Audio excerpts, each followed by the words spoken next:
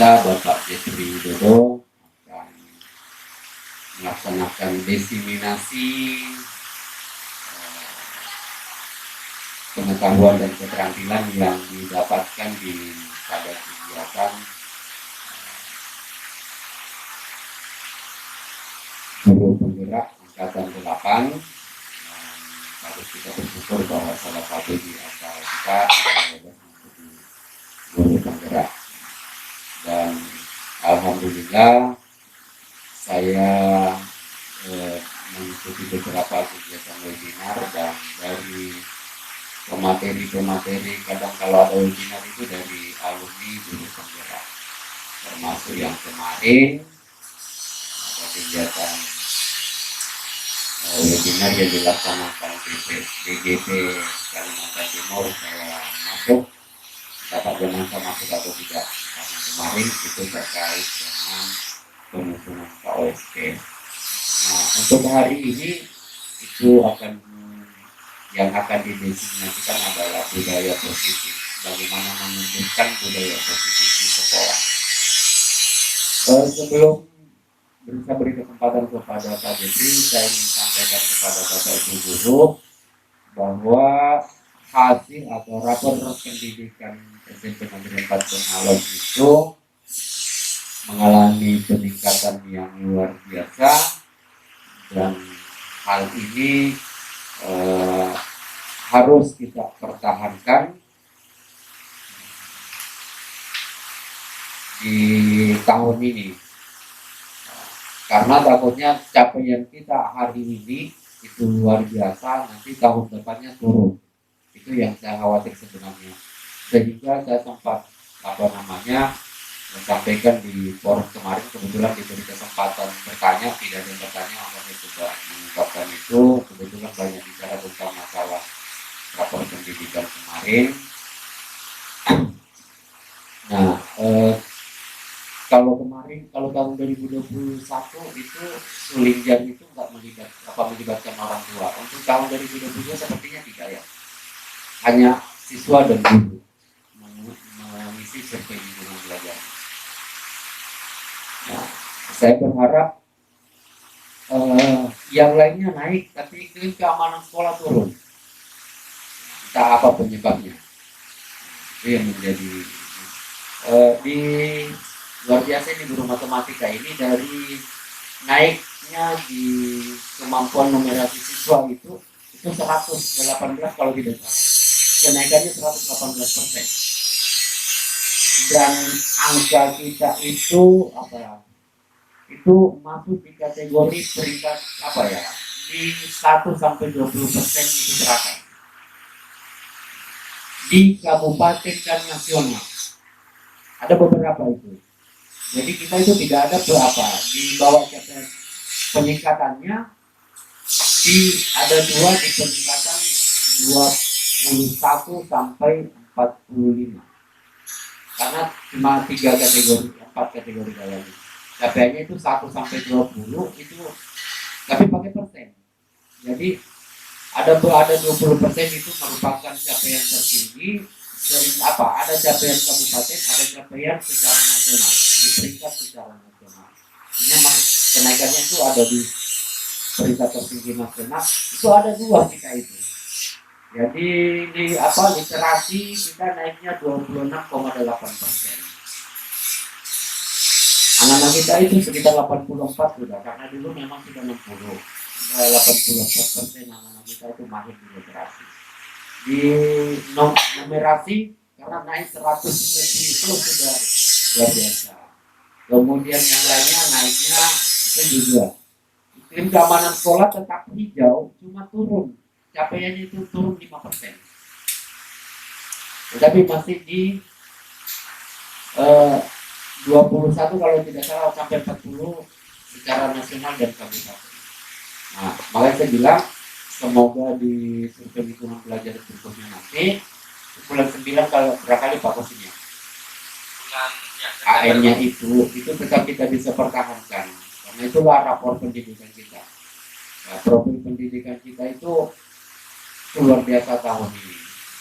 Nah, selisih-selisihnya itulah capaian kita.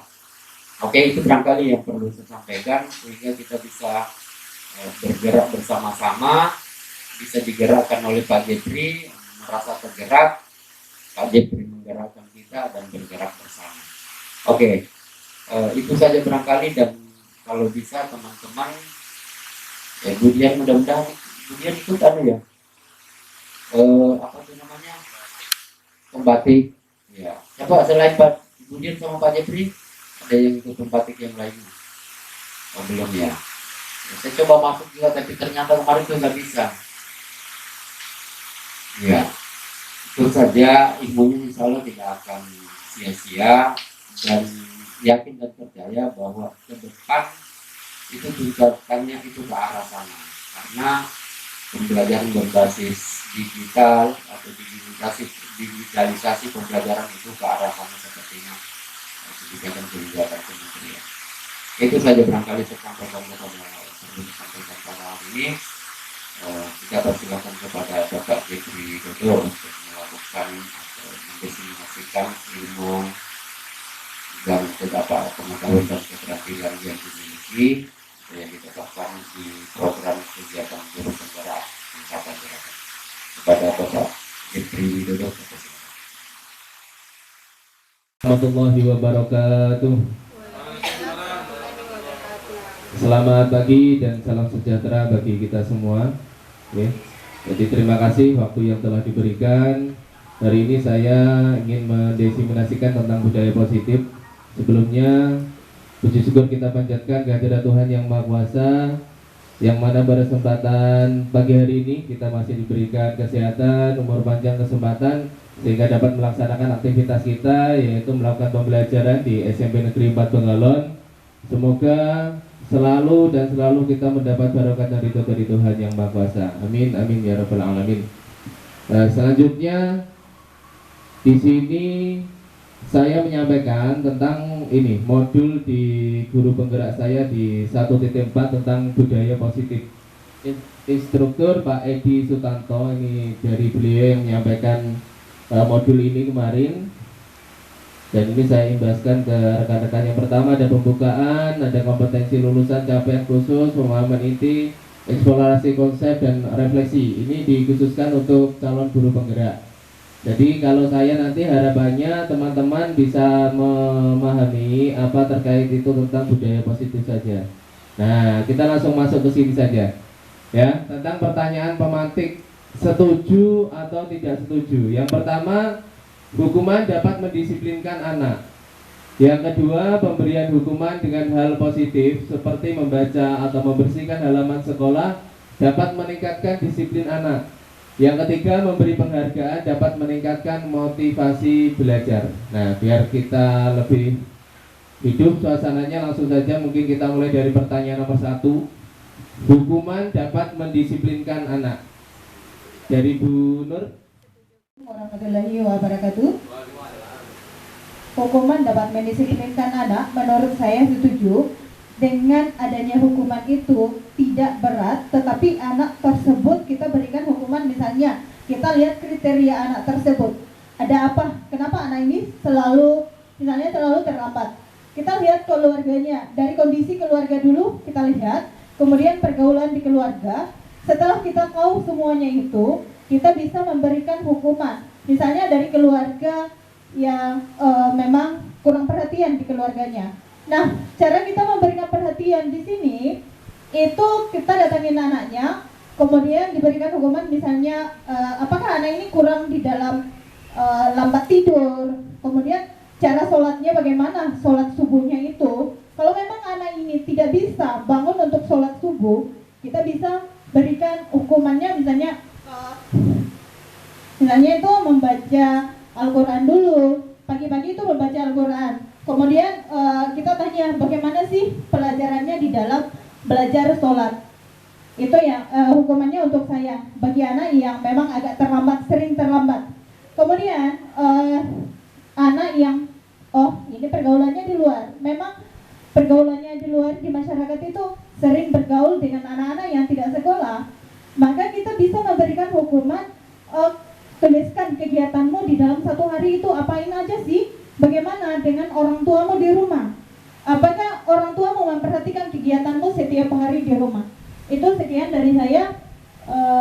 Menurut hukuman untuk mendisiplinkan anak. Sekian dan terima kasih. Assalamualaikum warahmatullahi wabarakatuh. Yang lain atau sama dengan Bu Nur, atau mungkin sama tapi pendapatnya agak berbeda. Monggo, mungkin Pak Jamansyah untuk nomor 1, Pak, soal nomor 1. Bismillahirrahmanirrahim. Assalamualaikum warahmatullahi wabarakatuh. Terima kasih Pak Devi. Apakah hukuman dapat mendisiplinkan anak? Ya, itu sesuai dengan kondisi anak ya. Kalau kita lihat tergantung dengan kepada si anak ya. Yang pertama yang kita diagnosa selaku guru ya, kalau dampaknya positif ya kita berikan, kalau negatif tidak kita berikan ya. Ini kita lihat kembali kepada anaknya. Yang disiplin kepada anak itu bisa-bisa dia blunder ya, karena tadi padatnya kegiatannya sehingga terjadi tanda kutip itu perlawanan ya, sedikit cerewet ketika mengikuti pembelajaran, sehingga disiplin kepada anak itu dapat kita lakukan dengan memberikan hukuman yang sifatnya mendidik ya, yang sifatnya memberikan koreksi supaya dia termotivasi. Misalnya ya, kalau anak terlambat itu, kalau saya guru agama kemungkinan ya kita menyuruh dia untuk membaca surah pendek ya, misalnya Al-Fatihah atau Juz Amma yang mereka bisa. Yang kedua, kalau tidak bisa juga kita turunkan, menyebutkan misalnya huruf hijaiyah A, Ba, Ta, dan sampai Ya. Nah kalau itu tidak bisa, nah berarti anak ini memang dia kurang sekali dalam segi pengetahuan yang pertama. Yang kedua, ya dia tidak punya standar untuk bisa lolos dari hukuman. Nah setelah itu baru kita berikan hukuman ya. Nah hukumannya misalnya berdiri atau kita suruh apa dan seterusnya, sehingga dia dengan demikian jadi termotivasi untuk mengikuti pembelajaran itu dengan baik. Yang kedua ya, dari faktor anak itu sendiri, yang kemungkinan dia terlambat bukan hanya faktor karena dia misalnya disiplin itu dia kurang dalam hal tetapi memang kondisi keluarga yang sendiri di rumah itu terbawa ke sekolah. Yang ketiga mungkin dia kurang sarapan, ini juga penting. Jadi memang sebelum kita masuk ke lebih jauh dalam pembelajaran itu, hendaknya guru secara pribadi ya, secara individu itu mengingatkan pentingnya sarapan ya, karena ketika tidak sarapan, nah ini itu jadi masalah dalam mengikuti pembelajaran. Ada 1-2 siswa yang tidak mengerti atau bahkan ribut dan seterusnya, itu akan membawa dampak. Sehingga kalau anaknya ya cukup ya bekalnya dari pengetahuannya, dari disiplinnya, kemudian sarapan juga, saya rasa dengan demikian disiplin itu akan lebih baik lagi, lebih bagus lagi, sehingga dengan demikian hukuman itu dapat membawa dampak positif kepada siswa itu dalam berkegiatan belajar di kelas. Demikian Bapak saya, terima kasih. Assalamualaikum warahmatullahi wabarakatuh. Terima kasih untuk pendapat dari Bu Nurjanti selaku Kakak Kesiswaan, disambung dengan Pak Jamansyah selaku Kakak Kurikulum. Apakah ada pendapat lain dari rekan-rekan semuanya? Iya, ini menarik sekali topik diskusi kita pada pagi hari ini.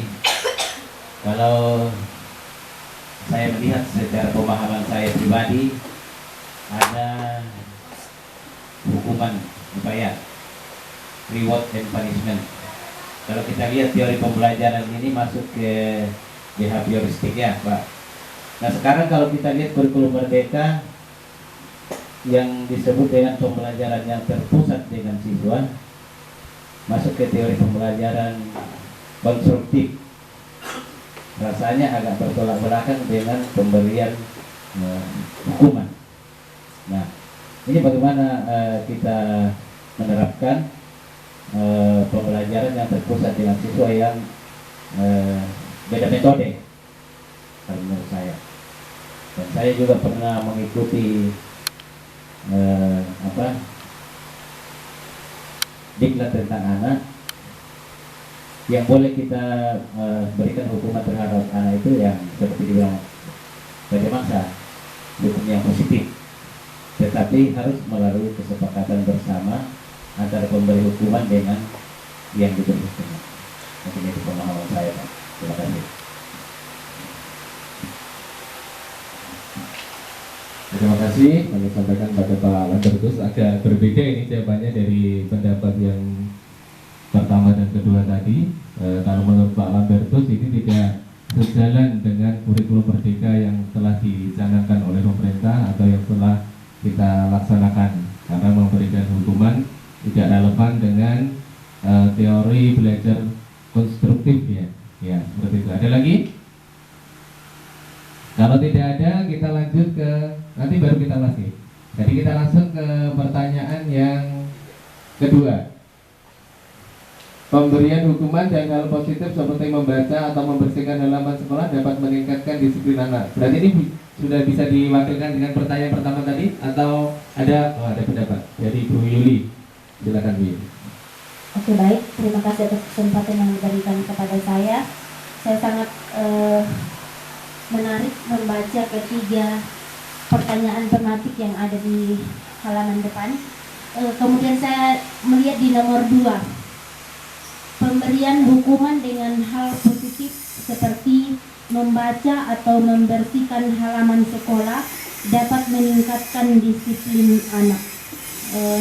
Saya perhatikan beberapa tahun yang lalu atau mungkin masih sampai sekarang, pemberian hukuman itu masih ada kaitannya di disiplin yang pertama, termasuk disiplin waktu.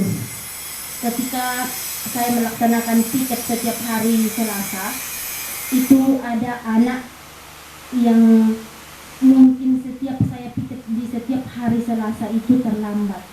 Nah, kita memberikan hukuman itu, kebiasaan kita di sini adalah memberikan hukuman dengan hal positif, yaitu membersihkan halaman. Saya rasa di sini sepertinya tidak meningkatkan disiplin anak, karena seandainya mungkin 1 hari atau 2 hari itu saya kasih hukuman membersihkan halaman, itu tidak diulang lagi. Tetapi setiap hari Selasa, bahkan saya absen, mungkin ada kurang lebih 4 bulan saya piket di setiap hari Selasa itu anak setiap hari Selasa terlambat terus, dan saya memberikan hukuman membersihkan halaman.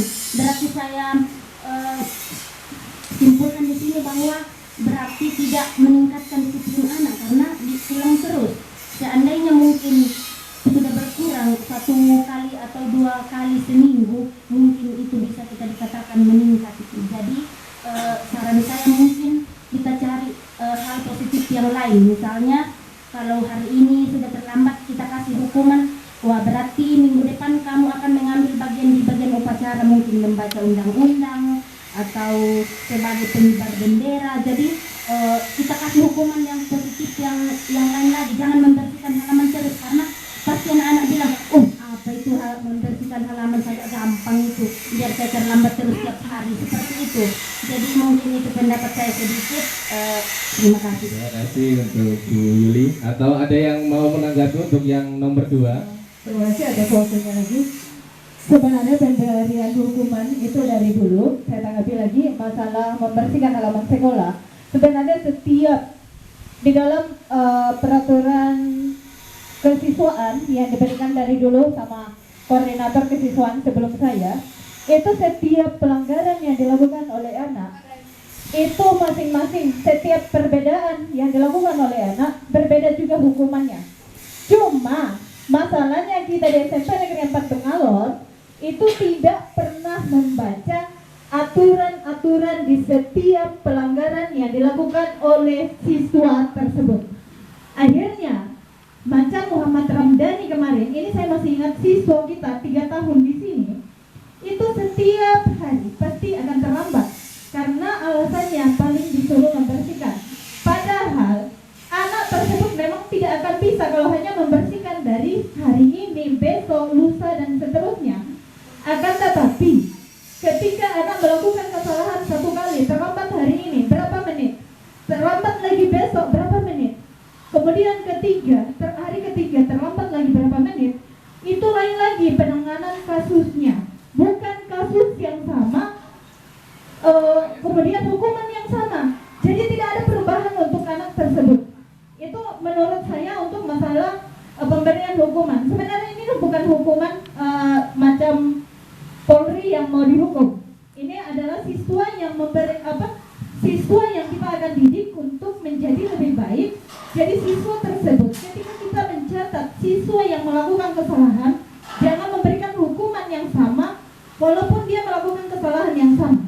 Tetapi kita lihat tingkatan kesalahan siswa tersebut, maka hukuman tersebut harus kita tingkatkan juga. Ketika anak tersebut ternyata ada perubahan besok, lusa, bahkan minggu depan, maka wajib kita memberikan reward kepada anak tersebut. Itu menurut peraturan yang saya baca dari koordinator kesiswaan sebelum saya. Sekian dan terima kasih dari saya. Assalamualaikum warahmatullahi wabarakatuh. Terima kasih disampaikan untuk Bu Nurjanti. Berarti secara otomatis dari pendapatnya Bu Nurjanti tadi bahwa nomor 2 dan nomor 3 ini masih bisa dilakukan ketika hukuman itu sesuai dengan apa yang dilanggar. Okay? Terus lagi untuk penghargaan atau kita memberikan reward itu berarti bisa meningkatkan motivasi belajar gitu ya. Oke, ada yang mau menanggapi untuk nomor 3? Ya, ini semakin menarik diskusi kita ini. Tetapi saya mau sampaikan satu contoh di kelas 8C. Di situ ada Aidil, di situ ada Miratna. Dengan segala macam cara kami memberikan hukuman, tetapi faktanya tidak berubah dan malah hilang tanpa jejak.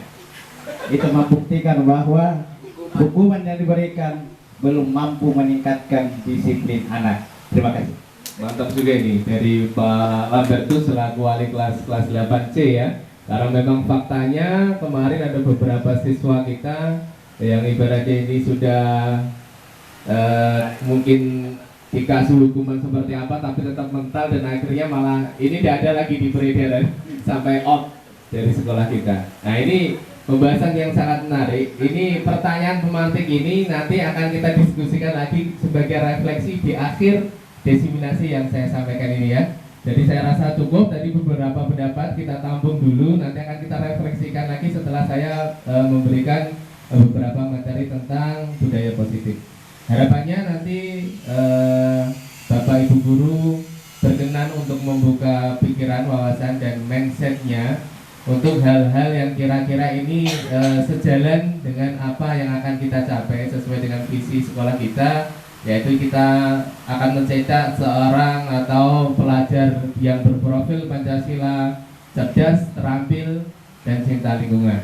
Nah, itu harapannya seperti itu, nanti budaya positif kita akan mengarah ke sana. Nah, ini seperti tadi yang akan saya sampaikan. Di sini ada beberapa eksplorasi konsep. Yang pertama tentang disiplin positif dan nilai-nilai kebajikan universal. Ya, disiplin positif dan nilai-nilai kebajikan universal ini adalah kebajikan yang umum dilakukan dan itu menjadi sebuah kesepakatan walaupun itu tidak tertulis. Contoh, kalau kita tidak memakai helm saat berkendara. Nah, ini secara otomatis semua orang sudah paham. Ketika kita tidak memakai helm saat berkendara, berarti itu keselamatan kita sedang terancam. Ya, harapan seperti itu. Jadi kebajikan universal itu secara menyeluruh walaupun sebenarnya itu tidak ditulis, itu semua orang paham bahwa yaitu tadi ketika kita tidak memakai helm berarti keselamatan kita akan terancam ketika kita naik kendaraan bermotor. Terus yang kedua adalah teori motivasi, hukuman, penghargaan, dan restitusi. Nanti penjelasannya yang lebih lengkap ada belakang. Ada teori motivasi, itu adalah motivasi yang berasal dari diri kita sendiri. Hukuman itu adalah hukuman ketika kita memberikan hukuman dan penghargaan seperti tadi, reward. Ada lagi restitusi. Apa restitusi? Nah, nanti ada di belakang, yaitu bagaimana cara kita mengembalikan anak ketika dia bersalah. Kita kasih keyakinan seperti apa, nanti dia kembali ke teman-temannya itu tidak dalam posisi yang bersalah.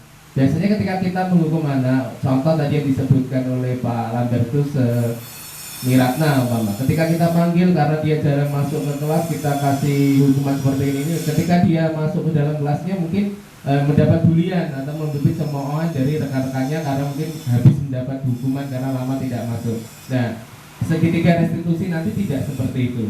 Nanti selanjutnya akan kita bahas. Terus selanjutnya adalah keyakinan kelas.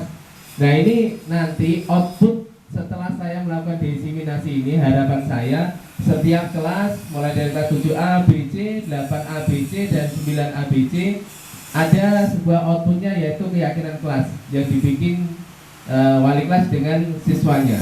Bedanya keyakinan kelas dengan kesepakatan kelas, kalau kesepakatan kelas itu sudah disepakati dari awal, maksudnya hukumannya seperti apa. Kalau keyakinan kelas itu tidak ada hukuman. Keyakinan kelas nanti dilaksanakan ketika kita umpama kebersihan itu adalah mutlak harus kita jalankan. Umpama seperti itu ya, keyakinan kelas 7A umpama. Kebersihan mutlak kita jalankan. Berarti semua yang berada di wilayah 7A, wali kelasnya, mungkin seluruh siswanya, atau mungkin pas guru PJOK, atau mungkin pas guru agama, berarti secara keyakinan penuh, secara sadar bahwa ketika ada kotoran di situ, ya wajib dibersihkan. Nah, terutama mungkin kalau ada petugas piketnya, ya petugas piketnya yang membersihkan. Nah, ketika tidak dilakukan, itu kita tidak memberi hukuman atau konsekuensi, tetapi kita tanyakan kesepakatannya seperti apa, atau keyakinan kelasnya seperti apa kemarin. Oh, kebersihan mutlak itu Pak. Jadi bagaimana kalau ada hal yang kotor ya? Berarti ya kita harus membersihkan bersama atau bagaimana. Itu solusinya. Ini keyakinan kelas itu nanti ada sinkronnya dengan segitiga restitusi. Kita kembalikan ke anak. Ketika anak itu bersalah, anak itu akan mencari solusi pemecahan masalahnya sendiri. Kita yang menuntun sebagai seorang guru. Seperti itu. Lanjut, ada kebutuhan dasar manusia. Nah, ini ada nanti kebutuhan dasar manusia itu apa saja sih? Karena setiap orang yang melakukan sesuatu itu pasti ada tujuannya. Contoh, anak nakal atau anak kemarin kelahi bawa badik. Nah, itu pasti dia punya tujuan membawa badik itu untuk apa? Nah, itu nanti terkait dengan kebutuhan dasar manusia. Di situ nanti kaitannya dari situ. Selanjutnya ada posisi kontrol. 5 posisi kontrol itu sebagai seorang guru kita itu punya posisi-posisi kontrol. Baik itu tadi seperti memberikan hukuman, reward, atau mungkin kita diajak curhat diskusi sama anak-anak, berarti kita sebagai kontrol, sebagai teman, betul ya. Atau kita memberikan tugas terus kita menunggu anak itu sampai selesai tugasnya, berarti kita posisi kontrolnya sebagai pemantau. Dan nanti ada. Dan terakhir segitiga restitusi. Nah, yang seperti saya sampaikan tadi, bahwasanya ketika anak bersalah, nanti anak akan kita arahkan dia mencarikan solusi sendiri masalahnya seperti apa. Kita sebagai seorang guru bertugas untuk menuntun dia menjalani proses untuk mengembalikan dia bagaimana tadi dia bersalah, kemudian dia cari jalan keluarnya, terus dia menyelesaikan masalah tersebut. Seperti itu.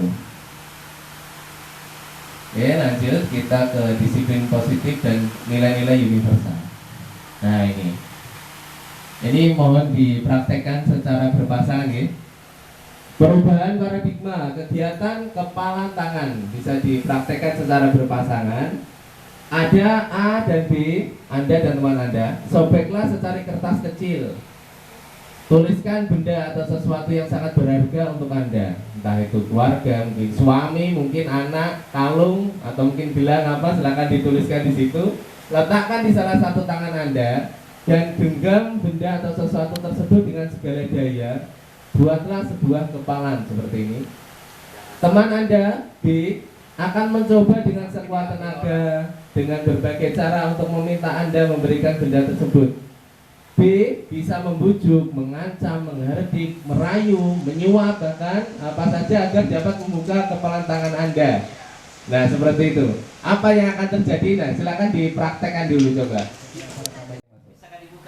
Yang ada di kepalanya nanti rapet traktir lah, nanti aman aja, ada duit ini banyak ini, bisa kah?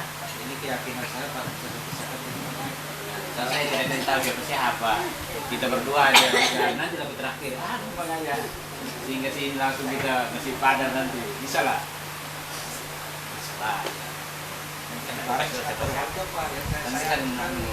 nanti kan saya kasihkan, nanti saya kecewa Pak. Aku lapor polisi nih nanti nih kalau nggak dibuka nih. Lapor kita polisi nih, bisa. Tolong. Bisa buka lah. Bisa. Nanti ada loh, nanti kasih kita nanti cantik loh. Ada nanti cantik. Bisa lah gratis loh jual nanti. Bisa lah gratis lah. Ya kan? Banyak pakai uang Pak, ada yang gratis. Iya, ada uang mah gampang. Ayolah, bukalah. Bukalah. Bisa boleh. Bisa lah.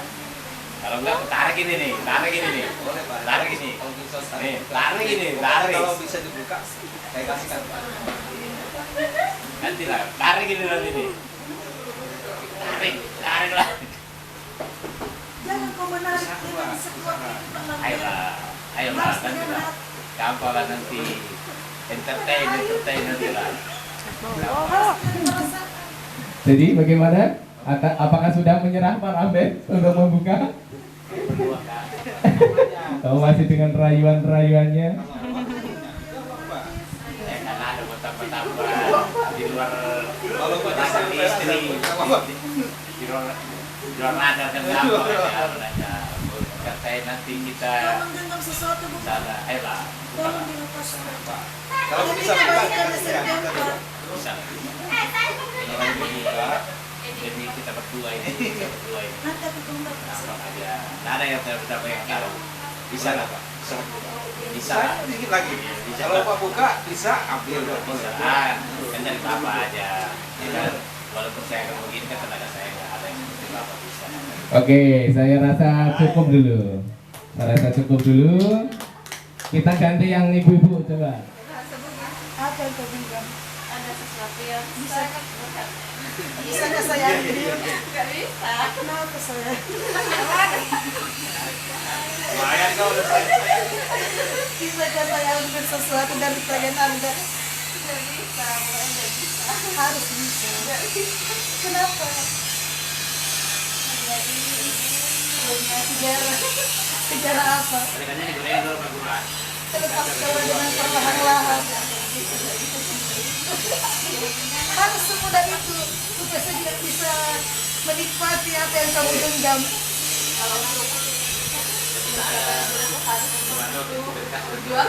Makanya itu semudah itu.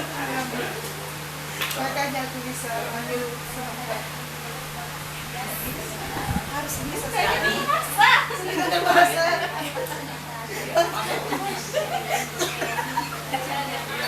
Tidak mau dilepas. Ini pemaksaan. Ini bukan pemaksaan. Perlihat kalau sesuatu yang ada di tangan Anda dan untuk kesejahteraan kita berdua.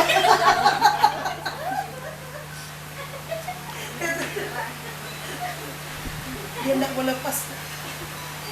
Tinggal sedikit. Menyerah dia Pak. Menyerah ya?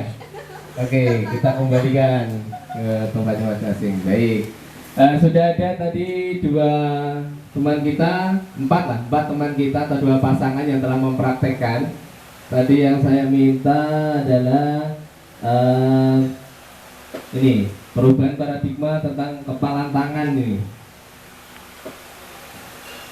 Bisa diceritakan Pak Lambe, bagaimana usaha Anda atau mungkin dari Pak Jaman bagaimana usaha Bapak melindungi sesuatu yang digenggam tadi. Terus nanti dari Pak Lambe menceritakan bagaimana usaha-usahanya untuk merebut genggamannya tadi. Jadi siapa dulu? Pak Jaman dulu atau Pak Lambe dulu? Oke. Baik, terima kasih. Assalamualaikum warahmatullahi wabarakatuh. Ya, pada dasarnya saya berusaha untuk mempertahankan ya barang yang saya miliki dengan sekuat tenaga, ya. Tetapi ya karena dengan usaha dan ikhtiarnya pasangan saya atau teman saya itu Pak Lambertus, alhamdulillah dia berhasil untuk meminta ya barang yang saya sayangi, saya paling sukai ya dengan usaha yang maksimal. Demikian, assalamualaikum warahmatullahi wabarakatuh. Iya. Kalau dari saya pribadi merasa bahwa proses membuka atau memberikan sesuatu dari barang yang sangat berharga milik teman saya bukanlah perkara yang mudah, penuh tantangan. Tetapi saya juga berkeyakinan bahwa sedangkan batu yang kena hujan lama-lama akan terkikis, apalagi hati manusia ada saatnya dia akan luluh. Mungkin itu dari saya. Terima kasih. Menurut saya, sesuatu yang paling berharga saya miliki itu tidak akan mudah saya lepaskan begitu saja. Saya akan mempertahankan semampu saya. Terima kasih. Jadi assalamualaikum warahmatullahi wabarakatuh. segala macam tadi model saya menggombal pasangan saya, sekuat-kuatnya dia genggam apa yang dimiliki. Akhirnya saya tidak bisa mengambil apa yang digenggam. Terima kasih. Dari kegiatan ini tadi kan salah satu menggenggam sesuatu yang paling berharga. Itu harapannya sesuatu itu yang benar-benar paling berharga. Ternyata tadi kalau Pak Jaman yang ditulis apa? Pak Lambet? Durian montong. Nah, berarti ini kayaknya belum berharga, cukup berharga di kehidupannya Pak Jaman. Nah, harapannya tadi yang diminta dari perintahnya di depan adalah sesuatu yang paling berharga di diri kita.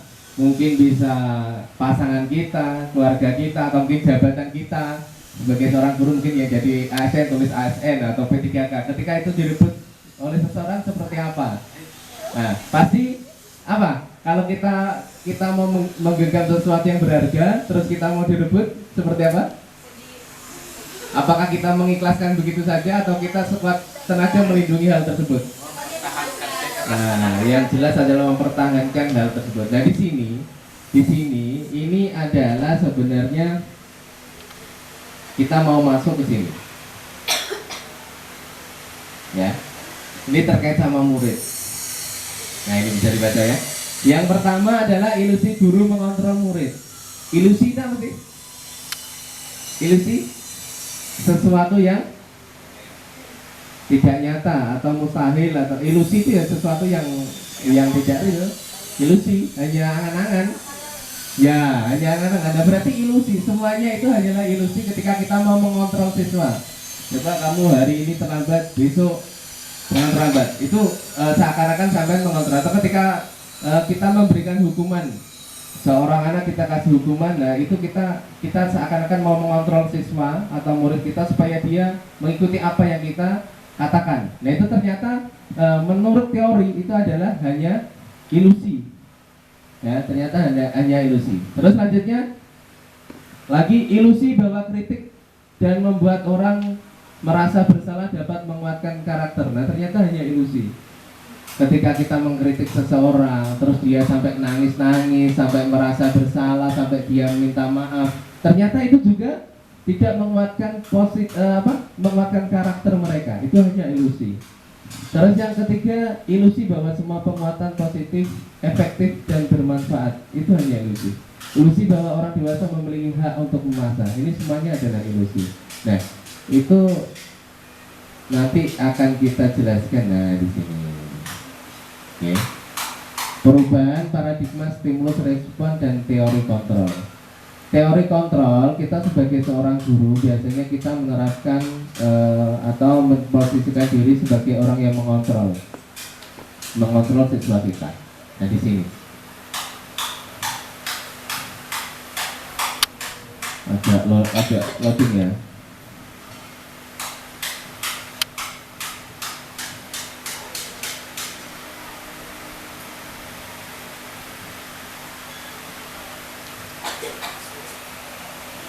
Nah, ini ada pertanyaan, siapa sesungguhnya yang memiliki kontrol? Ada stimulus respon, kita mencoba mengubah orang agar berpandangan sama dengan kita. Nah, kalau teori kontrolnya atau pilihan, kita berusaha memahami pandangan orang lain tentang dunia.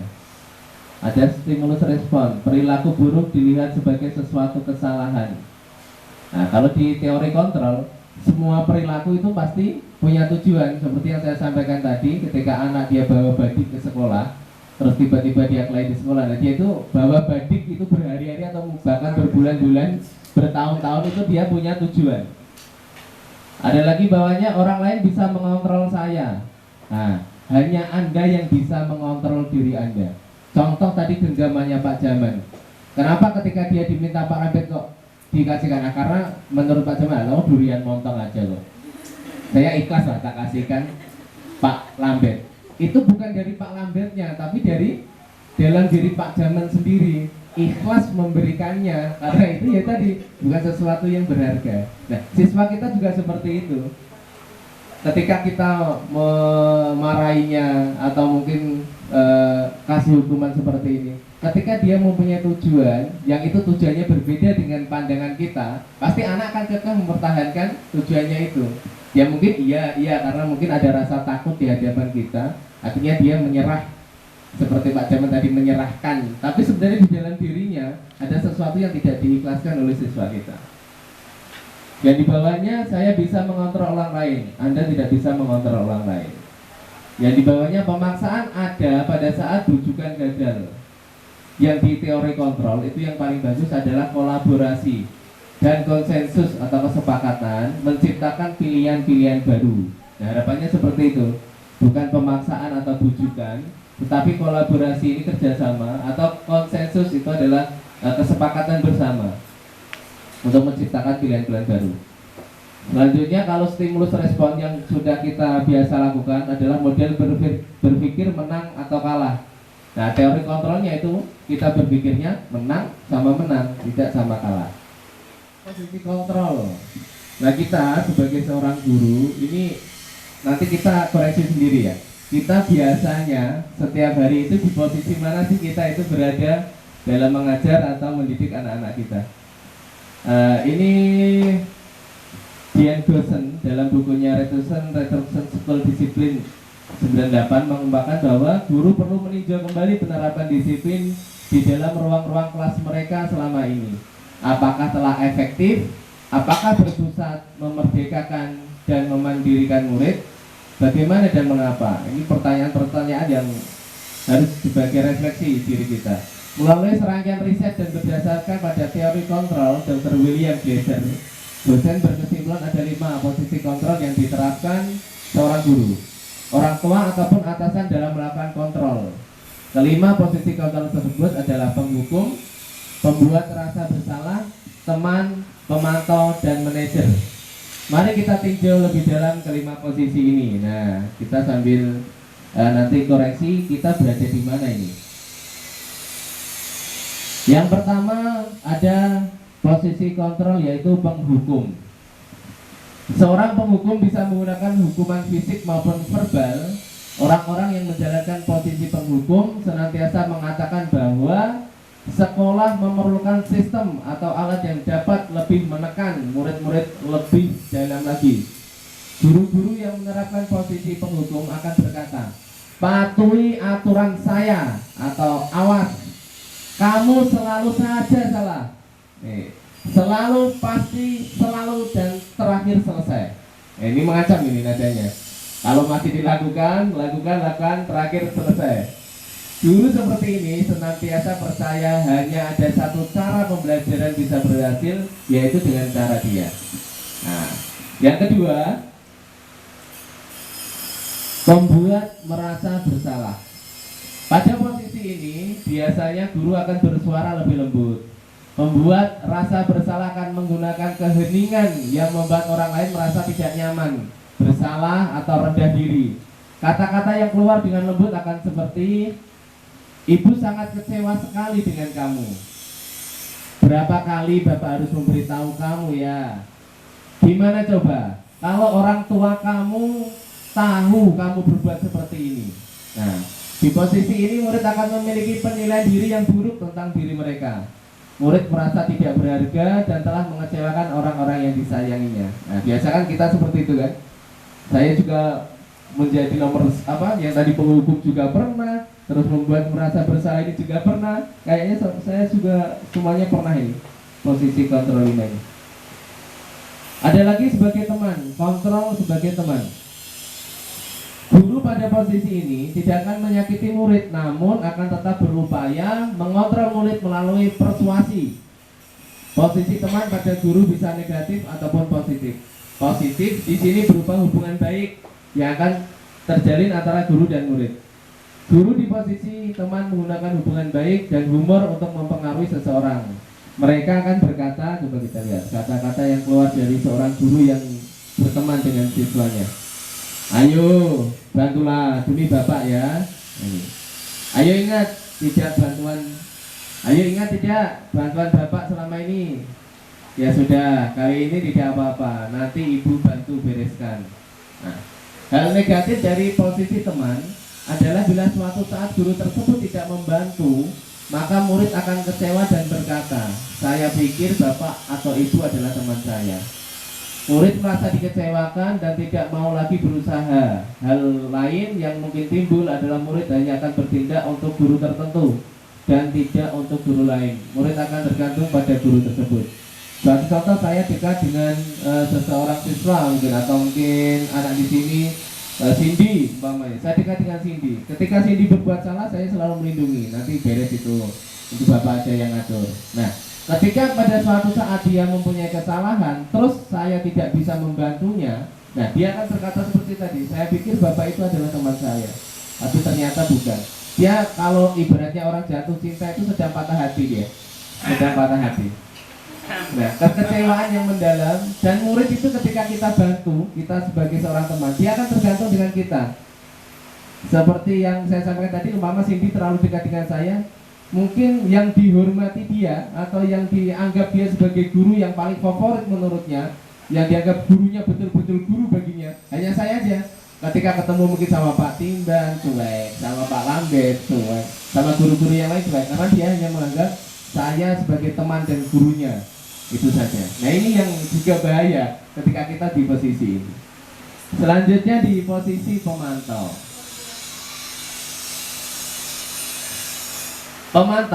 Memantau berarti mengawasi. Pada saat kita mengawasi, kita bertanggung jawab atas perilaku orang-orang yang kita awasi. Posisi pemantau berdasarkan pada peraturan-peraturan dan konsekuensi. Dengan menggunakan sanksi atau konsekuensi, kita dapat memisahkan hubungan pribadi kita dengan murid sebagai seorang yang menjalankan posisi pemantau. Pertanyaan yang diajukan seorang pemantau itu seperti ini. Contoh saja ini ya. Peraturannya apa? Nah, jadi kita mengingatkan. Ketika anak datang terlambat, panggil. Peraturannya apa? Dia sudah paham. Oh, saya terlambat. Harusnya masuknya jam sekian, Bu. Saya tadi begini. Dia sudah mengutarakan ini pendapatnya. Apa yang telah kamu lakukan? Umpama anak kelahi, kelahi. Kita ambil, kita meroleh dulu, baru kita tanya apa yang telah kamu lakukan. Pasti dia akan ngomong ini. Saya tadi begini. Saya marah karena saya merasa mau dipukul. Saya tidak terima. Wah, kalau kamu di penjara, saya tidak apa-apa di penjara. Wah, berani dia. Nah, lanjutnya, sanksi atau konsekuensinya apa? Ketika sudah ada kesepakatan, yang biasa yang dari kemarin sudah membuat kesepakatan kelas, biasanya ketika ditulis di kesepakatan kelas, ketika terlambat belajar atau dengan guru mapel, ketika terlambat mengikuti pelajaran mungkin 10 menit atau 15 menit, mungkin kesepakatannya nanti ketika waktu istirahat kamu akan Bapak tunggu untuk menyelesaikan tugas yang tadi Bapak sampaikan pas kamu tidak ada. Yang itu nanti akan Bapak tunggu sampai kamu selesai. Nah, ini berarti dia memantau. Seorang pemantau sangat mengandalkan perhitungan, catatan, data yang dapat digunakan sebagai bukti atas perilaku seseorang. Posisi ini akan menggunakan stiker, slip catatan, daftar cek. Posisi pemantau sendiri berawal dari teori stimulus respon yang menunjukkan tanggung jawab guru dalam mengontrol murid. Nah, ini agak lumayan. Daripada yang penghukum terus membuat merasa bersalah sama teman, ini agak lumayan. Jadi siswa itu benar-benar tuntas ketika dia melakukan sesuatu yang kurang atau bersalah. Kita ajak diskusi bagaimana jalan keluarnya. Ketika dia sudah tahu konsekuensinya, kita pantau sampai dia selesai melaksanakan konsekuensi tersebut. Nah, ini harapannya kita di posisi itu, pemantau, daripada di posisi yang ketiga atas tadi. Nah, ini posisi yang terakhir. Posisi yang kelima yaitu manajer. Posisi terakhir yaitu manajer adalah posisi di mana guru berbuat sesuatu bersama dengan murid, mempersilahkan murid mempertanggungjawabkan perilakunya, mendukung murid agar dapat menemukan solusi atas permasalahannya sendiri. Seorang manajer telah memiliki keterampilan di posisi teman maupun pemantau, dan dengan demikian bisa jadi di waktu-waktu tertentu kembali kepada posisi tersebut bila diperlukan. Namun, bila kita ingin mengingatkan murid kita menjadi manusia yang merdeka, mandiri, dan bertanggung jawab, maka kita perlu mengacu pada restitusi yang dapat menjadikan murid kita seorang manajer bagi dirinya sendiri. Di manajer, murid diajak untuk menganalisis kebutuhan dirinya maupun kebutuhan orang lain. Di sini penekanan bukan pada kemampuan membuat konsekuensi, namun dapat berkolaborasi dengan murid bagaimana memperbaiki kesalahan yang ada. Seorang manajer akan berkata, apa yang kita yakini? Nah, kembali keyakinan kelas. Ketika kita tadi yang pertama saya harapkan tadi ada keyakinan kelas. Apa yang kamu yakini? Jika kamu meyakininya, apakah kamu bersedia memperbaikinya? Jika kamu memperbaiki ini, hal ini menunjukkan apa tentang dirimu? Apa rencana kamu untuk memperbaiki masalah ini atau hal ini? Nah, ini keyakinan ketika sudah kita tanamkan, ketika umpama kita keyakinannya untuk saling menghormati atau saling menghargai. Ketika siswa kita berkelahi, nah maka kita akan mengambilnya setelah kita relay, kita ambil satu persatu. Nah kita akan tanyakan ini, apa yang kita yakini bersama tentang hubungan antar teman? Oh saling menghormati Pak atau saling menghargai. Nah jika kamu meyakini itu, apakah penting sih menghargai atau menghormati antar teman itu bagi diri kamu? Nah kita ajak menganalisis. Dia akhirnya bisa merefleksikan apa yang telah dia lakukan itu. Ketemu nanti kesalahannya di mana, terus kita aja ini. Jika kamu memperbaiki ini, hal ini menunjukkan apa tentang dirimu? Berarti hal apa yang harus kamu perbaiki dari kesalahan yang telah kamu perbuat, melanggar keyakinan kelas tentang menghormati dan menghargai orang lain.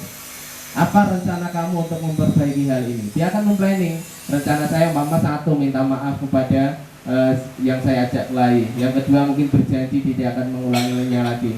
Nah seperti itu. Jadi kita memanajer, mengarahkan siswa kita itu ketika melakukan kesalahan bisa menemukan solusinya sendiri untuk memperbaiki kesalahan tersebut. Tugas seorang manajer bukan untuk mengatur perilaku seseorang. Nah, kita lebih membimbing murid untuk dapat mengatur dirinya. Seorang manajer bukannya memisahkan murid dari kelompoknya, tapi mengembalikan murid tersebut ke kelompoknya dengan baik, lebih baik dan kuat. Nah, beberapa yang telah kita lakukan, saya juga seperti itu ya. Ini juga menjadi koreksi memang dari diri saya sendiri. Ketika kita melakukan hukuman pada murid, contoh yang kemarin bawa badik, ketika kita kasih seperti itu, kita pisahkan dari kelompoknya. Ternyata besoknya dia tidak berani datang atau tidak kembali menemui kelompoknya, tidak bisa bergabung dengan teman-temannya dengan perilaku atau karakter yang lebih kuat. Pasti dia ada posisi down, malu, atau mungkin apa ya, merasa sedih atau kecewa, atau mungkin yang jelas ya mungkin apa ya, malu mungkin ya, malu sekali ketemu sama temannya ketika dia berbuat masalah seperti itu di sekolah. Nah, harapannya ketika kita menjadi manajer itu, ketika anak-anak kita salah sudah kita tangani, anak-anak itu kembali ke kelas itu enjoy, ketemu dengan temannya itu lebih pede, bukan lebih minder seperti itu. Nah, bisa jadi dalam praktek penerapan disiplin sehari-hari kita akan kembali ke posisi teman atau pemantau, karena murid yang kita tangani belum siap diajak berdiskusi atau diundang melakukan restitusi. Namun perlu disadari tujuan akhir dari 5 posisi kontrol seorang guru adalah pencapaian posisi manajer, di mana di posisi inilah murid dapat menjadi pribadi yang mandiri, merdeka dan bertanggung jawab atas segala perilaku dan sikapnya yang pada akhirnya dapat menciptakan lingkungan yang positif, nyaman, dan aman. Nanti untuk lebih jelasnya sudah saya share kayak tadi di grup WA, nanti bisa dibaca lagi. Yang jelas harapannya kita sebagai seorang guru ini mengetahui posisi kontrol kita di mana ini. Yang mungkin ketika kita menjadi posisi kontrolnya sering hukum, ayo kita mulai rubah. Minimal di posisi pemantau, atau mungkin yang tadinya pembuat merasa bersalah atau di posisi teman, minimal kita berada di pemantau. Jadi ketika anak-anak kita kasih sesuatu, kita pantau sampai anak-anak ini benar-benar selesai melaksanakan atau menyelesaikan konsekuensi yang telah diberikan. Ada pertanyaan? Kayaknya ini agak tegang ini. Karena mungkin ternyata nggak sama dengan saya tadi ya. Yang telah kita lakukan kok tidak sama. Nah ini pasti seperti itu. Ya ini ada pertanyaan dari Pak Jamansyah. Monggo.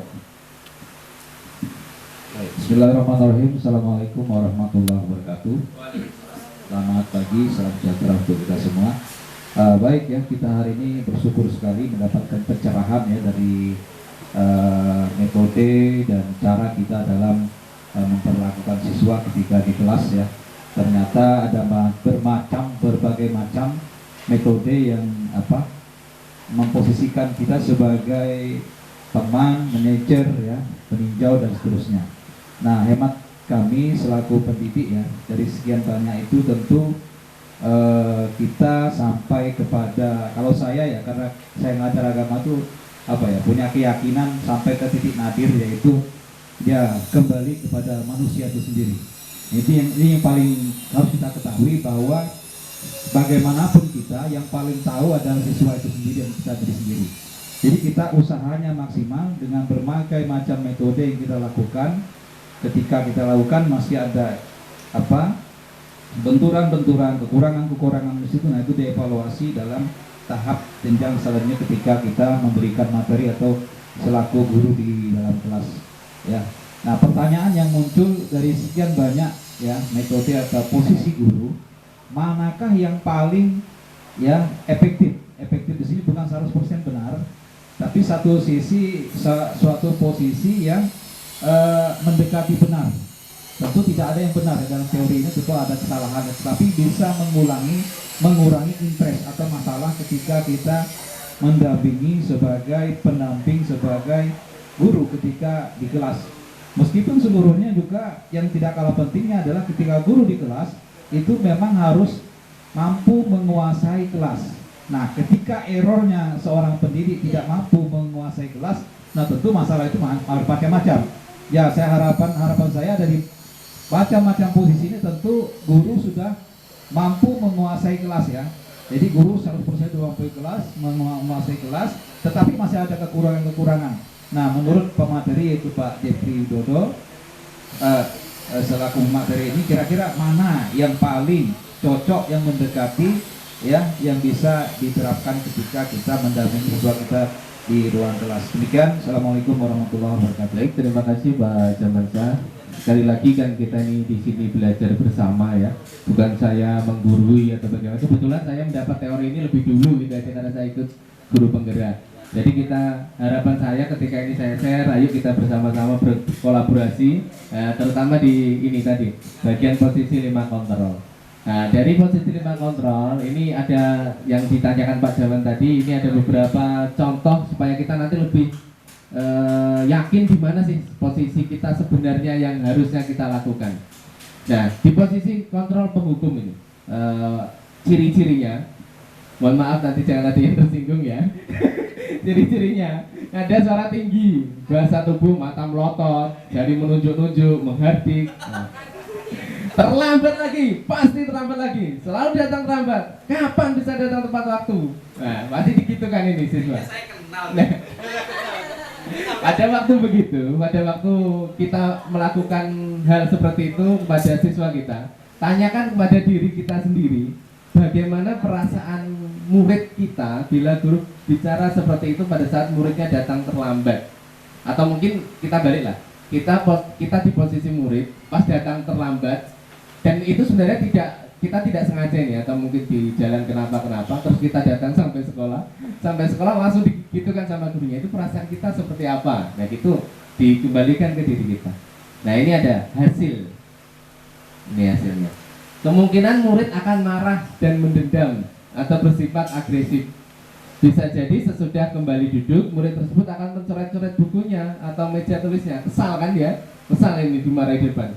Lebih buruk lagi, sepulang sekolah, murid melihat motor atau mobil bapak ibu guru dan akan menggores kendaraan tersebut dengan paku. Nah, alhamdulillah ini sampai saat ini belum dilakukan atau tidak dilakukan.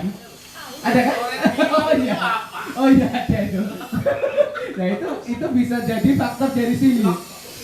Bisa jadi faktor di sini. Entah itu murid kita atau mungkin orang luar yang pernah kena omongan seperti apa dari sekolah kita. Nah, itu bisa menimbulkan hal seperti itu. Dulu sempat saya cerita juga ya, di Aliyah saya dulu ada guru bahasa Indonesia namanya Pak Asep Nahrawi. Ini tidak jeleknya ya. Ya mungkin sekali lagi guru itu ketika dekat dengan beberapa siswa, kadang-kadang dia tidak dekat dengan siswa yang lain gitu. Nah, ada beberapa siswa yang lain ini nggak suka dengan Pak Asep selaku guru bahasa Indonesia itu.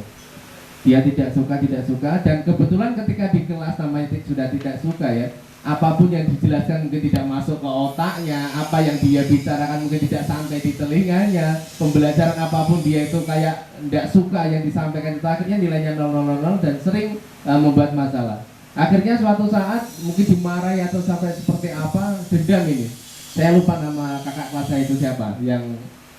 Nah, ketika dia masuk ke kelas, Pak Asep ini kebetulan dia baru datang membawa kunci motornya ditaruh di meja guru, kemudian dia mengajar di jalan kelas ini, mengajar sampai bel sampai terakhir, dia salam terus keluar. Beliaunya lupa tidak membawa ini kunci motor ini. Nah, sama kakak kelas saya itu yang sudah memiliki dendam, mungkin selalu dimarahi dan seperti apa sama Pak Asep ini, kunci ini diambil dibawa ke WC lalu disetor di toilet, jadi selesai. Nah, hal seperti itu mungkin ini sebagai gambaran ketika kita berada di posisi penghukum. Anak-anak itu akan mempunyai dendam yang itu mungkin tidak bisa dilupakan dalam waktu singkat, yang jelas dalam waktu lama. Ada cerita ini namanya Pak Imam Syafi'i, mohon maaf temannya Pak Jamansa yang sekarang ngajar di SMA 1 Busang. Itu beliau mempunyai grup WhatsApp SMA. Nah, kalau seusia Pak Jaman kan SMA-nya berarti sudah beberapa tahun yang lalu, puluh tahun mungkin ya. Kalau mungkin saya masih bisa dihitung berapa puluh, tapi kalau sudah usia Pak Jaman, Pak Imam Syafi'i itu sudah agak lama sekali. Nah, kebetulan di salah satu grup itu ada namanya siapa saya lupa, yang bahasanya di grup itu di-share, salah satu guru beliau di SMA itu meninggal. Salah satu guru di SMA beliau itu meninggal, ya namanya kita di grup kita saja ketika ada yang kena musibah pasti kita berbelasungkawa, berduka cita, innalillahi wa inna ilaihi raji'un, mungkin kan menyampaikan doa-doanya di grup WhatsApp itu. Ada satu orang yang tidak muncul di grup itu, padahal dia tidak ada komen di situ. Dia japri sama Pak Imam itu karena beliau kebetulan teman akrab, teman dekat. Dia japri begini, Mam, saya kok masih, bahasanya Pak Imam yang saya copy ya, Mam, saya kok masih tidak bisa memaafkan atau mungkin saya masih merasa tidak ikhlas dengan si beliau yang meninggal itu, bapak guru yang meninggal itu. Loh, kaget itu Pak Imam, tanya kepada temannya, kenapa sih kamu kok sampai segitunya? Dulu waktu SMA saya itu pas di parkiran atau di lapangan, dia tidak melakukan sesuatu, yang melakukan itu temannya, tapi sama si beliau yang bapak yang meninggal ini tadi kena dampaknya, ditendang. Semua siswa yang pas di situ, kebetulan satu orang yang membuat, umpama ada anak kita mungkin di lapangan seperti itu, ada satu yang berbuat salah lah, mungkin membuang bola atau apa. Nah, itu semuanya kena sama beliau yang guru yang meninggal tadi, semuanya kena tendangan. Nah, salah satu temannya Pak Imam ini, dia sampai saat ini itu masih membekas di hatinya dan dia tidak bisa melupakan kejadian itu. Sampai beliaunya wafat, sampai dia bilang, saya belum ikhlas ketika saya di situ tidak bersalah tapi saya ditendangnya. Nah, bahkan seperti itu. Kadang saya juga agak merinding karena saya pernah melakukan itu dulu waktu saya masih honorer di Jawa. Ya, jadi ya semoga kita semua nanti tidak seperti itulah. Harapannya apa yang kita berikan ke siswa kita itu akan dikenang dengan hal-hal yang indah-indah saja, tidak dengan hal yang seperti itu. Ya, itu ya. Jadi usahakan kita tidak ada di posisi ini. Yang pertama tadi, di penghukum itu jangan sampai kita di posisi. Terus yang kedua ini, di pembuat merasa bersalah. Nih, nada suaranya memelas, halus, sedih. Mungkin ada kayak semacam tausiah yang keluar, hadis mungkin keluar dari ini. Bahasa tubuhnya merapat pada anak, lesu. Adi, kamu ini bagaimana ya? Kamu sudah berjanji dengan ibu tidak akan terlambat lagi. Kamu kenapa ya sekarang senang sekali mengecewakan ibu? Ibu benar-benar kecewa sekali. Bagaimana perasaan murid bila ditegur seperti ini? Nah, hasilnya murid akan merasa bersalah telah mengecewakan ibu atau bapak gurunya. Murid akan menjadi orang yang gagal dan tidak sanggup membahagiakan orang lain. Kadang kan kita kasih ini, bagaimana kalau orang tuamu tahu apa yang telah kamu lakukan? Nah, pasti ini kadang-kadang sikap seperti ini lebih berbahaya dari sifat penghukum karena emosi akan tertanam rapat di dalam. Murid menahan perasaan, tidak seperti murid dalam posisi guru menghukum tadi, di mana murid bisa menumpahkan amarahnya walaupun dengan cara negatif. murid tertekan seperti ini dan tiba-tiba bisa meletus amarahnya dan bisa menyakiti diri sendiri atau orang lain. Kayak depresi akhirnya murid ketika dilakukan setiap hari dipaksa, dia itu kayak merasa bersalah, paling bersalah, orang yang gagal, tidak bisa membahagiakan orang tua, tidak bisa membahagiakan keluarganya karena di sekolah sudah dicap sebagai anak yang gagal. Nah itu justru ternyata lebih bahaya daripada kita ketika ada yang salah push up 10 kali. Ya mungkin dia marah itu push up itu, capek, selesai, ketika dia main keluar ketemu sama temannya ke kantin, makan es, minum es, selesai dia lupa. Tapi kalau ini sampai rumah dia masih kayak apa ya, melamunkan yang tadi dibilang sama ibu guru bapak guru kalau saya ini orang gagal, akhirnya tertanam. Nah ini justru nanti akan bahaya ketika dia bisa menyakiti dirinya sendiri atau orang lain. Anak yang terlambat, Adi ayolah, bagaimana sih kamu? Kemarin kamu kan sudah berjanji sama bapak bukan? Kenapa terlambat lagi? Sambil tersenyum. Ya sudah, tidak apa-apa. Dulu sana, nanti bapak yang bantu. Katakan mungkin ke wakil kurikulum atau wakil kesiswaan atau mungkin guru piket pada waktu itu. Nanti saya yang amankan kamu. Silakan kamu masuk ke kelas. Nah, bagaimana perasaan murid jika mendapat guru seperti ini hasilnya? Murid akan merasa senang dan akrab dengan guru. Ini termasuk dampak yang positif. Hanya saja di sisi negatif, murid menjadi tergantung pada guru tersebut. Bila ada masalah, dia merasa bisa mengandalkan guru tersebut untuk membantunya.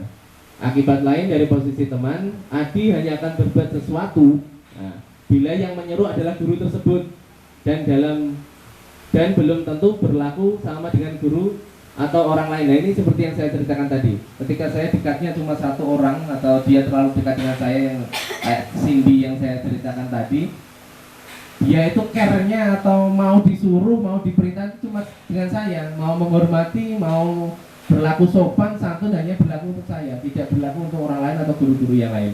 Nah ini juga bahaya. Berarti ketika kita di posisi teman, ini juga harus ada kontrolnya. Jangan terlalu kita masuk ke situ, ada apa-apa kita lindungi anak kita. Ada mungkin dulu, ini beliaunya mungkin sudah tidak di sini, ketika kelasnya itu selalu bermasalah, dia langsung tampil di depan. Ketika kelasnya satu orang atau dua orang membuat onar atau bikin masalah, dia selalu tampil di depan. Kita belum tahu masalahnya, dia sudah sampai duluan ke kepala sekolah menyelesaikan. Nah itu ada teman kita seperti itu. Nah harapannya juga berarti kita jangan sampai terlalu masuk di posisi kontrol sebagai seorang teman. Selanjutnya, ada suaranya datar, bahasa tubuhnya yang formal. Adi, tahukah kamu jam berapa kita mulai pelajaran? Mungkin ya ditanyakan. Ya Pak, tahu Pak. Kamu terlambat 15 menit. Apakah kamu sudah mengerti konsekuensi yang harus dilakukan bila terlambat? Paham Pak, saya harus tinggal kelas pada jam istirahat nanti dan mengerjakan tugas ketertinggalan saya. Ya benar. Nanti pada saat jam istirahat kamu harus tinggal di kelas untuk menyelesaikan tugas yang tertinggal tadi. Saya tunggu. Nah, bagaimana ini perasaannya siswa ketika digitukan? Nih, murid memahami konsekuensi yang harus dijalankan karena telah melanggar salah satu peraturan sekolah. Guru tidak menunjukkan suatu emosi yang berlebihan menjadi marah atau membuat merasa bersalah. Murid tetap dibuat tidak nyaman, yaitu dengan harus tinggal kelas pada waktu jam istirahat dan mengerjakan tugas. Guru tetap harus memantau murid pada saat mengerjakan tugas di jam istirahat, karena murid tidak bisa ditinggal seorang diri. Nah, ini di posisi pemantau ini agak lumayannya harapannya kita juga bisa berada di posisi di sini. Bahwasanya ketika ada siswa yang datang terlambat ketika kita sudah mengajar, ya, jangan kita langsung marahi, langsung kita hukum dan lain sebagainya. Kita berikan ini konsekuensinya, berarti kamu harus ibaratnya menambah jam yang tadi dia tinggal 15 menit. Berarti nanti teman-teman istirahat, kamu 15 menit di dalam kelas dulu menyelesaikan atau mencatat atau bagaimana tadi yang 15 menit di awal ketika kita sampaikan pelajaran dia belum ada. Nah, di situ juga perlu kita sebagai pemantau, berarti kita memantau, menemani, karena siswa itu tidak bisa ditinggal sendiri. Kalau kita tinggal sendiri nanti ada gangguan dari temannya, diolok-olok temannya karena tinggal di kelas, itu juga bahaya. Jadi kita selesaikan duduk bersama siswa atau kita menunggu siswa tersebut menyelesaikan tugas yang tadi dia tinggal atau ketinggalan sampai dia selesai. Nah, jadi kita harapannya ada di posisi ini Pak Jaman, di posisi pemantau. Nah, yang terakhir di posisi manajer, nada suara tulus, bahasa tubuhnya tidak kaku, mendekat ke murid. Kalau ketika ada yang terlambat ini, Adi, apakah kamu mengetahui jam berapa sekolah dimulai? Tahu Pak, jam 7. Ya, jadi kamu terlambat. Kira-kira bagaimana kamu memperbaiki masalah ini? Saya bisa menanyakan teman saya Pak untuk mengejar tugas yang tertinggal. Baik, itu bisa dilakukan. Apakah besok akan ada masalah untuk kamu agar bisa hadir tepat waktu di sekolah? Tidak ada Pak, saya bisa hadir tepat waktu. Maksudnya ini ditanyakan dulu, apakah kira-kira besok itu kamu terlambat lagi apa enggak? Gitu. Nah, jawabannya tidak Pak, saya bisa hadir tepat waktu. Baik, saya hargai usahamu untuk memperbaiki diri. Nah, ketika kita begini melakukan seperti ini kepada siswa kita, hasilnya seperti apa posisi murid? Nah, pada posisi manajer, maka suara guru sebaiknya tulus, tidak perlu marah, tidak perlu meninggikan suara, apalagi menunjuk-nunjuk jari ke murid, berkaca pinggang atau bersikap seolah-olah menyesal, tampak sedih sekali akan perbuatan murid, ataupun bersenda gurau menempatkan diri sebagai teman murid. Fokus ada pada murid, bukan untuk membahagiakan guru atau orang tua. Murid sudah mengetahui adanya suatu masalah dan sesuatu perlu terjadi. Bila guru mengambil posisi pemantau, guru akan melihat apa konsekuensinya, apa peraturannya. Namun pada posisi manajer, guru akan mengembalikan tanggung jawab pada murid untuk mencari jalan keluar permasalahannya, tentu dengan bimbingan guru. Nah, ini memang agak, ya sebenarnya kita harusnya ada posisi begini. Tapi kalau kita berpikir mungkin terlalu repot, masa kita terus ngurusi anaknya orang, mama satu anak yang sering terlambat di 8C, masa kita itu terus setiap hari yang kita urusi. Nah, kembalikan lagi ke diri kita, bahwasanya ya memang itu pekerjaan kita. Kita memilih bekerja sebagai guru, ya harapannya kita menemani siswa kita, menuntun siswa kita. Nah, ada salah satu pemikiran dari Ki Hajar Dewantara, bahwasanya kita bahasanya itu menghamba pada murid.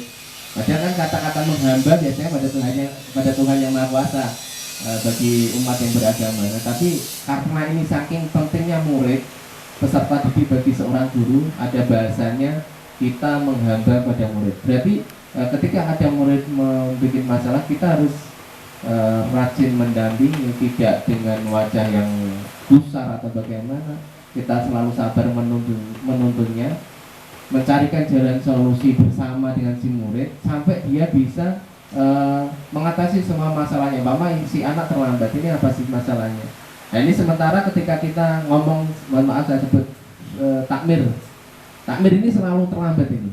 Kita tahu posisinya dia pasti tidak ada tumpangan, tidak ada. Tapi sejauh ini kita belum mengajak dia berdiskusi, menemukan jalan, terus kita mencarikan jalan juga bagi dia, belum ada. Baru coba bangun pagi-pagi, benar kan? Nah, itu baru solusi-solusi yang tapi kita belum mendampingi secara real.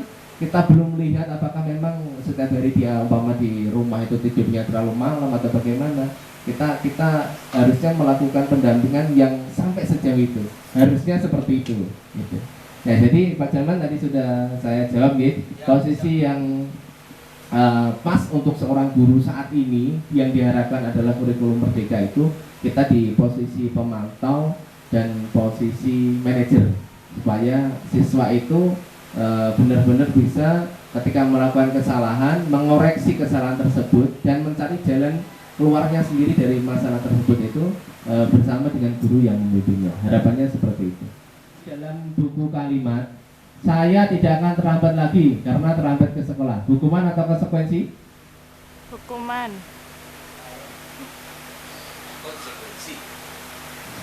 Konsekuensi atau hukuman? Hukuman. Tadi belum saya sampaikan ya. Jadi kalau hukuman itu sifatnya mendadak, tanpa ada tanpa ada kesepakatan di awal. Jadi waktunya ya saat itu juga, ketika ada yang datang terlambat itu, hukuman itu tiba-tiba dan itu tidak bisa diukur, tidak bisa disamaratakan. Contoh, ketika anak saya terlambat, saya menghukumnya bersihkan lapangan atau halaman kelas. Nanti Pak Lambet ada anaknya datang suruh bersihkan toilet. Ini tidak sama. Nah, hukuman itu seperti itu, datang tiba-tiba tanpa ada kesepakatan di sebelumnya. Nah, kalau konsekuensi itu ada kesepakatan kita awal, Pak Lambet, kita sepakat nih, kalau nanti sampean memakai baju warna merah, saya juga memakai baju warna merah. Nah ini ada kesepakatan nih. Berarti ketika Pak Lambert memakai baju warna merah, saya harus memakai baju warna merah. Tapi saya ngomong lagi sama Pak Lambert, nanti ketika sampai pakai baju warna merah, kok saya tidak memakai baju warna merah, berarti jam tangan saya ini saya kasihkan ke Pak Lambert. Nah ini ada kesepakatan di awal ini. Nah konsekuensi itu seperti itu. Nah kira-kira yang nomor 1, mencatat 100 kali ketika terlambat ini. Disuruh mencatat saya tidak datang, saya tidak akan terlambat lagi sebanyak 100 kali. Itu hukuman atau konsekuensi? Hukuman. Hukuman. Kemudian membersihkan tumpahan air di meja tulis karena tersenggol pada saat belajar. Konsekuensi. Konsekuensi. Murid disuruh untuk tidak mengenakan sepatu seharian di sekolah karena tidak mengenakan sepatu warna hitam. Konsekuensi. Ya, konsekuensi atau hukuman? Konsekuensi. Peraturan sekolah kita tidak ada.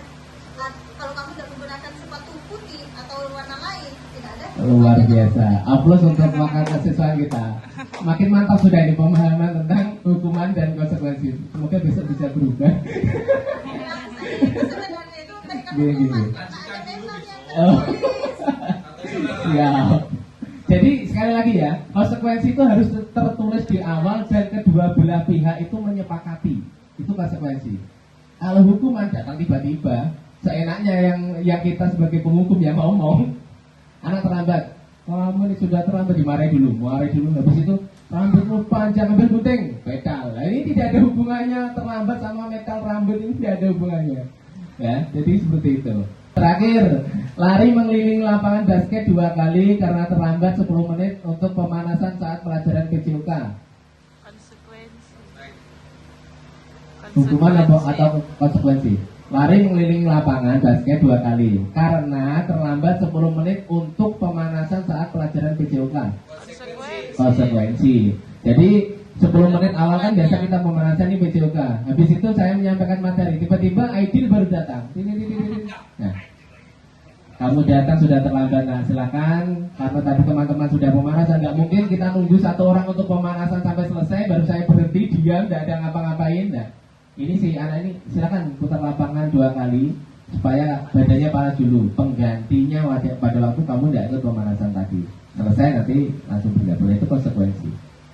Nah ini hukuman, konsekuensi, hukuman, konsekuensi. Nah ini perbedaan hukuman dan konsekuensi. Sesuatu yang menyakitkan harus terjadi. Maksudnya ketika kita ada kesepakatan tadi, kayak saya tidak pakai baju merah, berarti jam tangan saya kasihkan. Nah itu memang ada kesepakatan di awal. Membuat anak sakit fisik maupun hati untuk jangka waktu lama, membuat anak merasa tidak nyaman dalam jangka waktu pendek. Kalau konsekuensi, ketika dia umpama datang lambat, konsekuensinya apa? Seperti tadi, waktu istirahat nanti harus di kelas, nanti bapak pantau sampai selesai tugasnya. Nah, itu dalam waktu pendek aja, selesai itu ya sudah selesai. Hukuman itu bersifat paksaan, konsekuensi stimulus tanggapan. Hukuman mendorong anak menyakiti diri sendiri, konsekuensi mendorong anak agar mudah menyesuaikan diri. Hukuman konsep dari diri yang buruk, konsekuensi konsep diri yang baik. Hukuman anak belajar untuk menyembunyikan kesalahan, konsekuensi anak belajar untuk mematuhi peraturan. Hukuman akibatnya ini marah, rasa bersalah, dipermalukan, merasa tak dihargai. Konsekuensi kehilangan hak, dibuat tidak nyaman, diasingkan untuk sementara, tidak selamanya. Nah harapannya nanti mulai kita bikin nanti kesepakatan kelas. Ada beberapa wali kelas kemarin saya dengar sudah mau bikin kesepakatan kelas.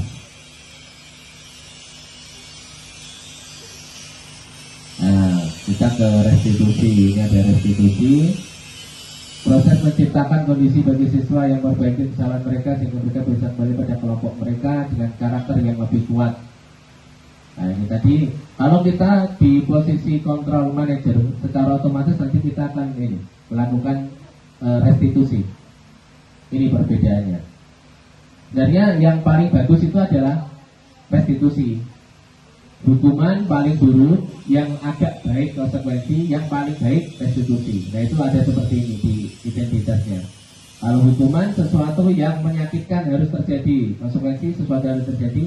Restitusi itu merupakan pilihan. anak disuruh memilih bagaimana cara dia menyelesaikan masalahnya. Ini kalau hukuman paling bawah, murid atau anak membenci peraturan, konsekuensi, murid atau anak menghormati peraturan. Restitusi, murid atau anak menghormati dirinya dan orang lain. Nah, kalau di konsekuensi, namanya kita konsekuensi kan berarti motivasinya itu eksternal. Ketika kita tidak melakukan ini, pasti kita akan dapat ini karena itu sudah kesepakatan. Nah, itu masih motivasi eksternal. Tapi ketika sudah restitusi, itu keyakinan yang harus dijalankan. Seperti tadi saya sampaikan, hari Minggu itu adalah ibadah, hari Jumat itu adalah sholat Jumat yang wajib bagi kaum Adam. Nah, ini akan menghormati dirinya sendiri dan orang lain. Harus ada muncul dari intrinsik, dari internal dirinya sendiri. Seorang siswa menyadari bahwa memang itu ya harus dilakukan, bukan sebagai paksaan, hukuman, atau hanya konsekuensi. Nah, itu yang harusnya kita munculkan dan perlu waktu yang tidak singkat. Ini ciri-ciri restitusinya. Menuntun untuk melihat ke dalam diri, mencari tadi saya sampaikan. Mengapa kita memiliki peraturan 3M, menggunakan masker, mencuci tangan, dan menjaga jarak 1,5 meter. Ini ketika kita masih pandemi COVID. Selanjutnya, mengapa kita memiliki peraturan harus datang tepat waktu pada saat mengikuti pelatihan? Untuk mendukung motivasi intrinsik, kembali ke nilai-nilai atau keyakinan lebih menggerakkan seseorang dibanding mengikuti serangkaian peraturan. Nah, keyakinan kelas itu sesuatu yang diyakini bersama, yang tadi saya sampaikan. Walaupun ini sebenarnya tidak ditulis secara real, secara besar, itu kita sudah paham. Kalau tidak pakai helm, pasti keselamatan kita terancam, seperti itu tadi. Nah, nanti mungkin saya akan berkolaborasi dengan wali kelas, masing-masing wali kelas, bagaimana nanti kita ada keyakinan kelas yang nanti akan menjadi output diseminasi saya. Nah, ini budaya positif. Itu awalnya dari peraturan kelas yang sekarang sudah ada. Kita kan punya peraturan kelas masing-masing selain peraturan sekolah. Nah, kita nanti tingkatkan ke keyakinan kelas. Yang awalnya mungkin kemarin sudah membuat kesepakatan kelas. Nah, kesepakatan kelas itu kita tingkatkan lagi menjadi keyakinan kelas. Nah, setelah keyakinan kelas itu nanti bisa berjalan dengan lancar, harapannya lingkungan positif bisa berjalan di dalam kelas tersebut, dan budaya positif bisa berjalan di sekolah kita ini. Harapannya seperti itu. Ini contoh kesepakatan kelas, yang mana yang merupakan keyakinan kelas. Ini ya, Bapak saya sebutkan. Datang tepat waktu, mengucap salam. Ini kira-kira keyakinan atau kesepakatan? Yang sebelah sana ada tulisan kesepakatan. Ini contoh kan? Ini contoh kesepakatan kelas. Cuma kalau kita berpikir keyakinan kelas, kita pilih ini dari kesepakatan kelas ini mana yang merupakan keyakinan kelas atau kita jadikan keyakinan kelas itu. Yang sebelah sana dulu, yang sebelah ujung sana. Datang tepat waktu, mengucapkan salam. Kesepakatan atau keyakinan? Kesepakatan ya? Kesepakatan? Iya, kesepakatan. Karena kita sepakat ini sama murid kita, ketika kita datang itu harus tepat waktu, dan ketika masuk ruangan harus mengucap salam. Nah, ini kita kesepakati di awal. Nah, berarti ini adalah kesepakatan. Menjaga kebersihan sekolah, kesepakatan atau keyakinan? Keyakinan. Kita sebagai, walaupun tidak di sekolah sebenarnya, di rumah kita juga harus meyakini kebersihan itu harus dijaga. Di tempat ibadah juga seperti itu. Menjaga kebersihan di sekolah ya keyakinan kita. Berdoa sebelum dan sesudah kegiatan. Berdoa sebelum dan sesudah kegiatan. Kesepakatan. Aktif dalam pembelajaran. Keyakinan. Harusnya ketika anak itu sadar betul ketika dia belajar ya aktif. Jangan ada yang begini, nanti ingat Kristus lalu baru dipakai baru. Seperti itu ya. Harusnya ketika anak belajar dia sudah sadar, saya harus aktif ini belajar. Aktif bertanya, aktif mengeluarkan pendapat, menjawab, diskusi, ya seperti itu. Tertib? Tertib? Keyakinan atau kesepakatan? Tertib? Kalau kebersihan tadi keyakinan, kalau tertib? Kesepakatan atau keyakinan?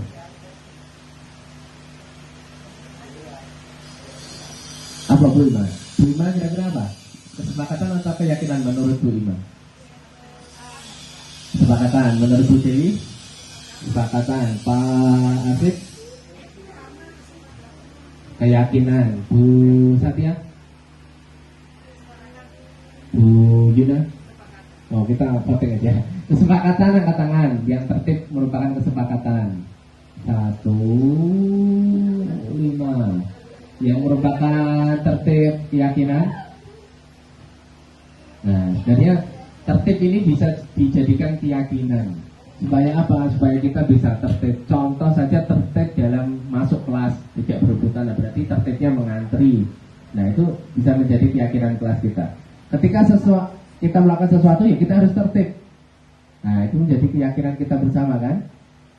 Tidak harus anak dipaksa untuk tertib atau disepakati. Kalau tidak tertib nanti di-JW. Tidak usah seperti itu. Kesepakatan kelas lagi yang sebelah sana. Kami guru dan murid yang saling menyayangi. Keyakinan atau kesepakatan? Keyakinan. Mulai paham sudah. Kami murid yang semangat belajar. Keyakinan. Kami murid yang peduli dengan teman-teman. Keyakinan. Nah, contoh keyakinan kelas nanti seperti ini. Kesepakatan kelas yang dibuat yang sebelah sini. Ini keyakinan kelas. Jadi walaupun sebenarnya ini tidak ditulis, tapi kita sudah paham dan harus melakukan itu. Berbeda dengan kesepakatan tadi. Kalau kita tidak begini, ada konsekuensinya. Ya, nanti wali kelas bikin seperti ini ya. Nanti mungkin ada sama-sama dengan saya kolaborasi bagaimana nanti per kelas bisa sama atau mungkin beda keyakinan kelasnya. Selain kesepakatan kelas, mungkin kemarin sudah ada kesepakatan kelas, kita tingkatkan lagi menjadi keyakinan kelas. Ini kegiatan pendalaman keyakinan kelas. Ada hormat, bekerja, diterima dan dimiliki. Ada di situ kalau kita pakai huruf Y, itu terlihatnya seperti apa, terdengarnya seperti apa. Nah, ini seperti ini. Ini kaitan keyakinan kelas tentang hormat. Ya, tentang hormat. Terlihatnya apa itu? Berempati terhadap perasaan orang lain. Terdengarnya satu orang berbicara, "Yuk saya bantu. Kita bisa selesaikan ini bersama." Terima kasih, tolong apa nih? Tolong ya, permisi. Nah, berperilaku tersenyum, ramah. Nah, harapannya seperti ini. Ketika kita bikin kesepakatan kelas, nanti harapan kita terlihat, anak-anak kita terlihat seperti apa, terdengar di kebiasaan mereka itu mengucapkan seperti apa. Ketika yang kita ambil hormat ya, yuk saya bantu, yuk kita selesaikan ini, permisi, boleh saya pinjam, nanti akan segera saya kembalikan. Nah, ini kan berarti dia menghormati. Perilakunya kita lihat, tersenyum, ramah sama orang, memberikan salam, berjabat tangan, contoh, meletakkan tangan di dada, apa nih? Saling memberikan ruang bekerja, postur tubuh yang tenang. Nah, itu seperti itu. Oh, ini maksudnya gini, peraturannya selalu kembalikan buku ke tempatnya. Ketika kita naikkan menjadi keyakinan kelas, kata-katanya apa gitu loh. Kata-katanya apa? Jadi di sekolah 15 menit sebelum pembelajaran dimulai. Keyakinan kelasnya mungkin menghargai waktu atau tepat waktu, disiplin waktu, bisa. Dilarang melakukan kekerasan, berarti menyayangi. Dilarang menggunakan narkoba, hidup sehat. Nah, ini seperti itu keyakinan kelas itu. Dia itu lebih bersifat umum gitu ya, sifat umum. Bergantian atau menunggu giliran? Antri, budayakan antri. Nah, atau antri adalah budaya kita. Nah, itu berarti sudah keyakinan kelas. Gunakan masker. Hidup sehat bisa. Jangan berlari di kelas atau koridor. Selamatan mungkin ya. Kalau kaitannya sama berlari apa sih? Selamat. Takutnya kan jatuh atau bagaimana, berarti keselamatan. Nah seperti itu nanti yang akan kita bikin. Nanti kita belajar lagi, kita berdiskusi lagi di luar dari ini. Nah ini ternyata ada. Keyakinan kelasnya, kalau yang pertama tadi adalah tanggung jawab. Kalau dilarang mengganggu orang lain adalah menghormati orang lain. Nah di sekolah tadi, menghormati orang lain, berkomitmen. Nah bisa. Dilarang melakukan kekerasan, keselamatan, menghormati orang lain. Dilarang menggunakan narkoba, kesehatan, bisa tadi hidup sehat, bisa. Bergantian menunggu giliran, menghormati orang lain, bersabar, antri, boleh. Gunakan masker, kesehatan, keselamatan, jangan berlari di kelas atau koridor, keselamatan atau keamanan. Nah ini kebutuhan dasar tadi sudah saya sampaikan. Ini adalah 5 kebutuhan dasar manusia yang harus kita cukupi, tetapi kita tidak boleh merugikan orang lain dalam mencukupi kebutuhan kita. Ada kebutuhan bertahan hidup, kasih sayang dan merasa diterima, penguasaan, kebebasan, kesenangan, ya. 5 posisi kontrol tadi ini. Resiko. Nah ini, ketika nanti kita di posisi manajer, terus kita ada anak yang salah, kita mulai dari bawah,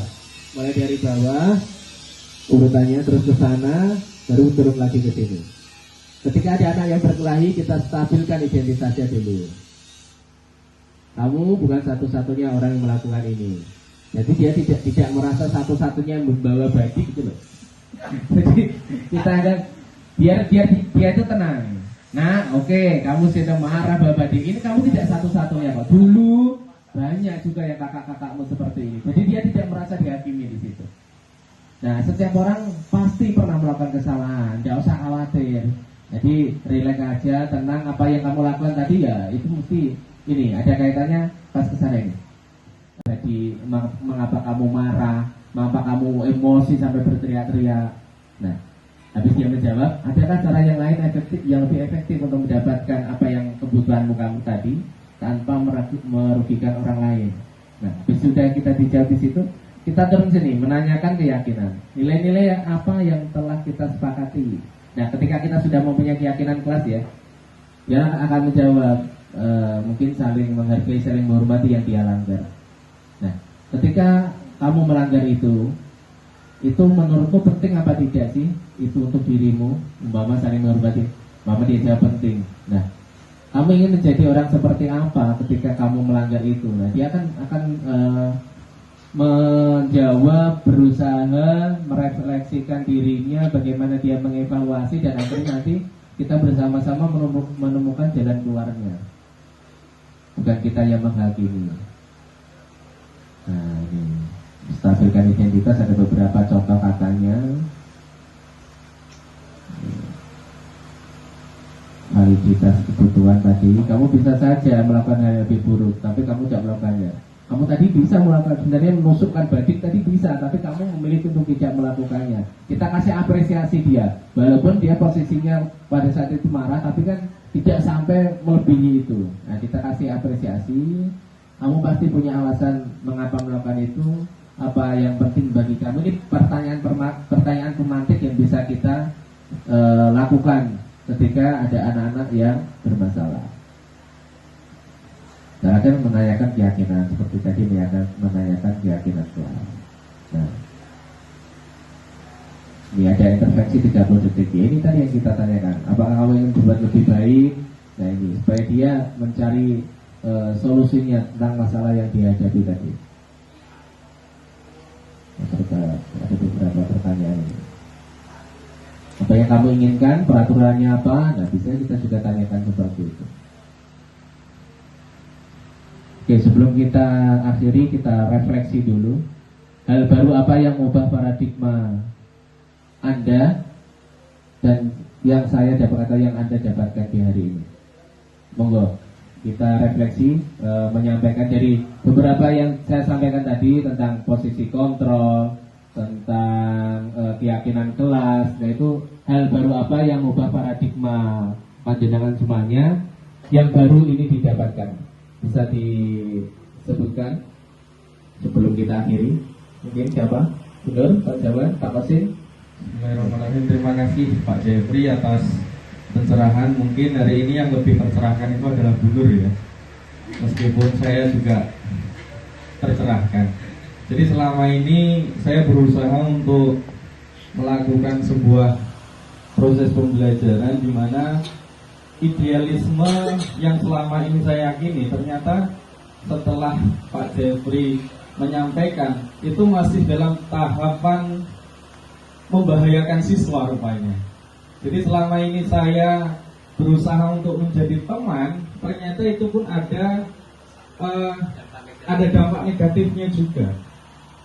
Di situ masih perlu ditingkatkan menjadi seorang pemantau, kemudian terlebih nantinya menjadi seorang manajer yang bisa memberikan sebuah pilihan kebebasan kepada siswa sehingga siswa bisa lebih menumbuhkan karakternya, menumbuhkan karakter positif di situ.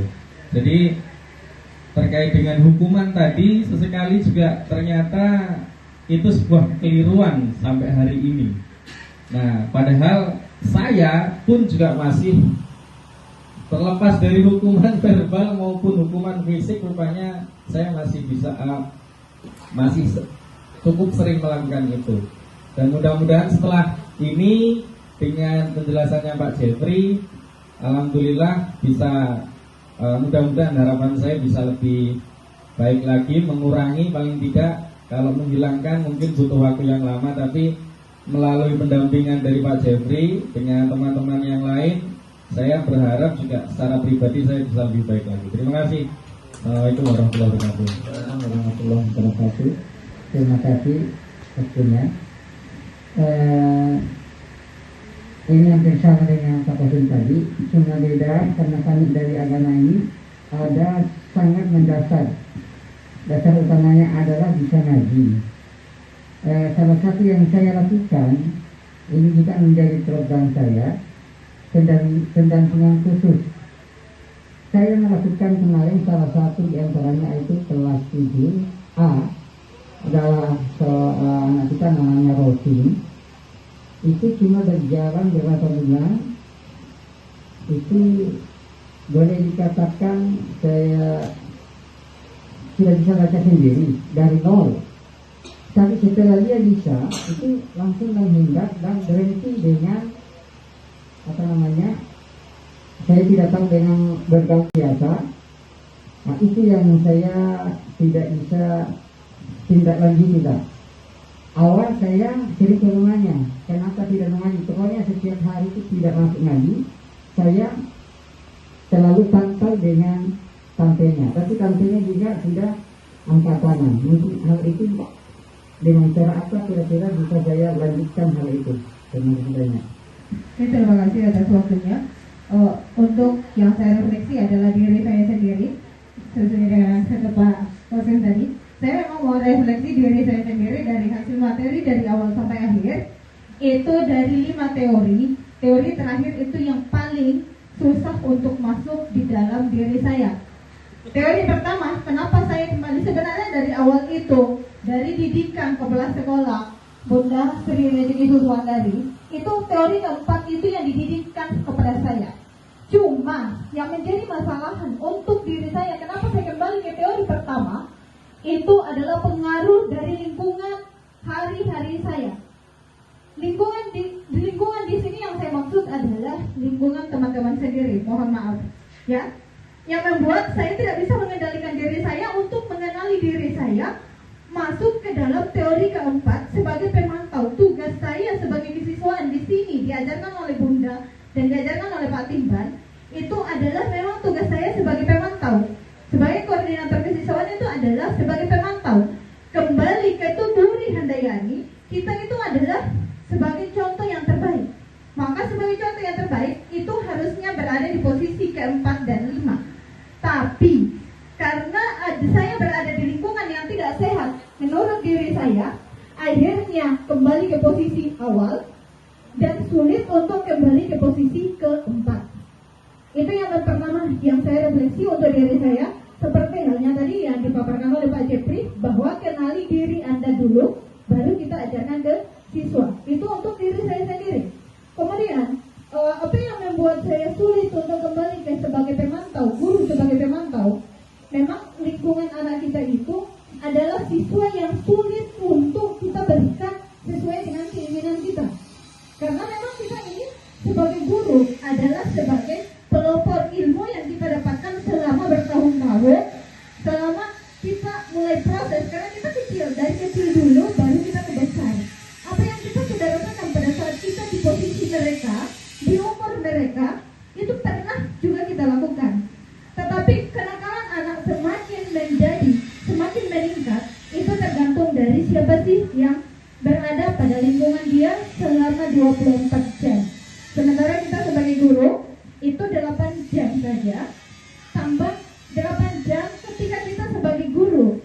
Anak yang paling ditakuti sebenarnya itu, pada saat usia mereka masuk di kelas 7, yang ditakutin pertama itu sebenarnya adalah guru, bukan orang tua, karena orang tua sudah terlalu lama bersama mereka.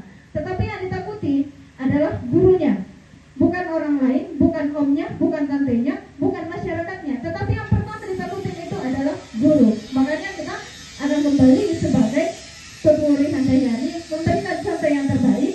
Itu susah membuat saya sebagai koordinator kesiswaan untuk kembali ke teori yang keempat tadi. Itu makanya saya kembali ke pemarahan. Pemarahan di sini saya tetap akan refleksi.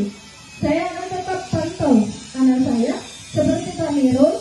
Itu bukan saya tidak pantau, tapi Pak Mirul dari kakaknya sekolah itu saya sudah pantau, saya sudah panggil, saya sudah dekati orang tuanya. Memang orang tuanya yang tidak mau diajak untuk kerjasama dengan orang lain. Akhirnya biarkanlah Pak Mirul, menurut saya itu biarkanlah Pak Mirul, terserah, mungkin sekolah adalah tempat mencari dia ilmu, tetapi tempat membuat dirinya juga untuk tidak baik ke depannya. Itu untuk saya sebagai pemarahan ada, itu nomor 1 di dalam diri saya. Tetapi tetap kembali saya ke dalam tata tertib sebagai koordinator kesiswaan itu untuk memberikan hukuman. Itu pasti akan berakhir di konsekuensi. Karena hukuman itu akan muncul ketika saya sudah tidak bisa mengontrol emosi saya. Tetapi kembali di konsekuensi peraturan di koordinator kesiswaan itu mempunyai tata tertib. Kita kembali lagi, anak ini terlambat, kita harus cari tahu. Saya dari tadi katakan bahwa kita harus cari tahu siswa tersebut melakukan kesalahan, pasti ada dasarnya. Kemudian ketika anak tersebut tidak berhasil kita didik selama 1 bulan, maka kita harus kerjasama bagaimana caranya. Tetapi kalau hanya koordinator kesiswaan tidak dibantu dengan guru piket dan guru yang lainnya, maka percaya kenakalan siswa-siswa kita akan semakin meningkat ke depannya. Itu hasil refleksi dari saya. Sekian dan terima kasih. Assalamualaikum warahmatullahi wabarakatuh. Terakhir sebelum saya tutup, terima kasih tadi sudah rekan-rekan bisa menyampaikan unek-uneknya, terutama dari Nur, Pak Afid, ada dari Pak Kosin. Hal apa yang telah saya sampaikan di depan ini adalah itu sebuah harapan. Ketika kita mau mencapai itu, seperti yang disampaikan Pak Kosin tadi, butuh waktu dan butuh proses. Tidak serta-merta saya menyampaikan hari ini, besok langsung berubah drastis. Tidak, tapi kita perlu proses. Nah, disinilah pentingnya ada kata-kata berkolaborasi atau bekerjasama. Saya mungkin karena daftar duluan di CGP dan kemudian lolos atau lulus, mengharap sekali bisa berkolaborasi dengan rekan-rekan semuanya terkait masalah budaya positif yang ada di sekolah kita. Kita mulai dari yang paling bawah, tingkatan paling bawah, seperti yang saya harapkan tadi, outputnya adalah keyakinan kelas. Kita sama-sama bikin keyakinan kelas seperti apa yang akan kita yakini bersama-sama, minimal di kelas sama wali kelasnya sama guru yang masuk ke situ. Nah, nanti ketika kita lihat dulu dari keyakinan kelas ini akan kita evaluasi lagi. Apakah kira-kira keyakinan kelas yang kita lakukan itu sudah efektif atau belum? Mungkin akan nanti 3 bulan yang akan datang atau mungkin 1 semester kita evaluasi lagi sudah berjalan dengan baik atau tidak. Nah itu bagaimana nanti akan kita meningkatkan atau seperti apa, nah nanti akan ada evaluasinya. Nah saya rasa tadi rekan-rekan semuanya sudah sangat bagus di posisi, ternyata kebanyakan sudah sampai pemantau. Nah ini sangat luar biasa sekali. Ketika anak-anak itu salah, kita harus cari akar pokok permasalahannya apa, datangi ke rumahnya, panggil orang tuanya, berkomunikasi dengan orang tuanya apabila ada kekurangan kelebihannya seperti apa si anak ini.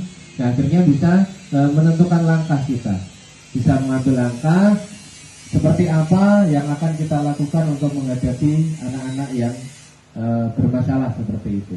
Tadi yang disampaikan dengan Pak Afid, ada yang awalnya didampingi, dipantau oleh Pak Afid, dari yang belum bisa ngaji akhirnya bisa ngaji. Nah tiba-tiba karena pergaulan hilang, tidak mau ngaji lagi. Nah ini kembali lagi bahwa teori kontrol, kita tidak bisa mengontrol orang lain. Sebaliknya juga diri kita tidak bisa dikontrol oleh orang lain. Kita di sini hanya bisa berharap apa yang kita lakukan itu bisa membuat anak lebih baik. Tadi yang disampaikan Pak Jaman di awal, kembali lagi ke karakternya masing-masing ya Pak Jaman. Kita tidak bisa kadang anak ini kesel dengan itu yang sama yang kita genggam tadi ini. Ketika anak itu tidak nyaman, merasa tidak enjoy, merasa di sini itu bukan tempat mereka, makanya mereka akan memisah dari sekolah kita. Mohon maaf, Ratna, Adel, banyak anak-anak yang dari sini itu memisah dari kita karena merasa di sini itu mereka tidak nyaman. Mereka mungkin tidak merasakan sesuatu yang enak yang mereka harapkan di sekolah ini. Makanya dia memisahkan diri dengan kita, menuruti kebutuhan mereka. Kebutuhannya mereka apa? Mau kesenangan. Gak mungkin dia dapatkan di sini. Ketika di luar bersama teman-temannya bisa berhura-hura, pesta pora ibaratnya kemana-mana, motoran ke sana sini dengan bebasnya. Tidak bisa ditemukan di sekolah kita. Ya, mungkin lagi kebutuhan tentang bertahan hidup. Bertahan hidup mungkin mereka ketika di luar mereka ini lebih enak bersosialisasi dengan temannya. Mau milih teman seperti apa saja bisa. Tapi kalau di kelas atau di sekolah ya ini aja. Kita harus ada aturan yang mengikat, kesepakatan yang mengikat seperti itu. Jadi kembali lagi ya, teori-teori ini saling berkaitan. Kita tidak bisa lagi memaksakan anak itu harus seperti kita.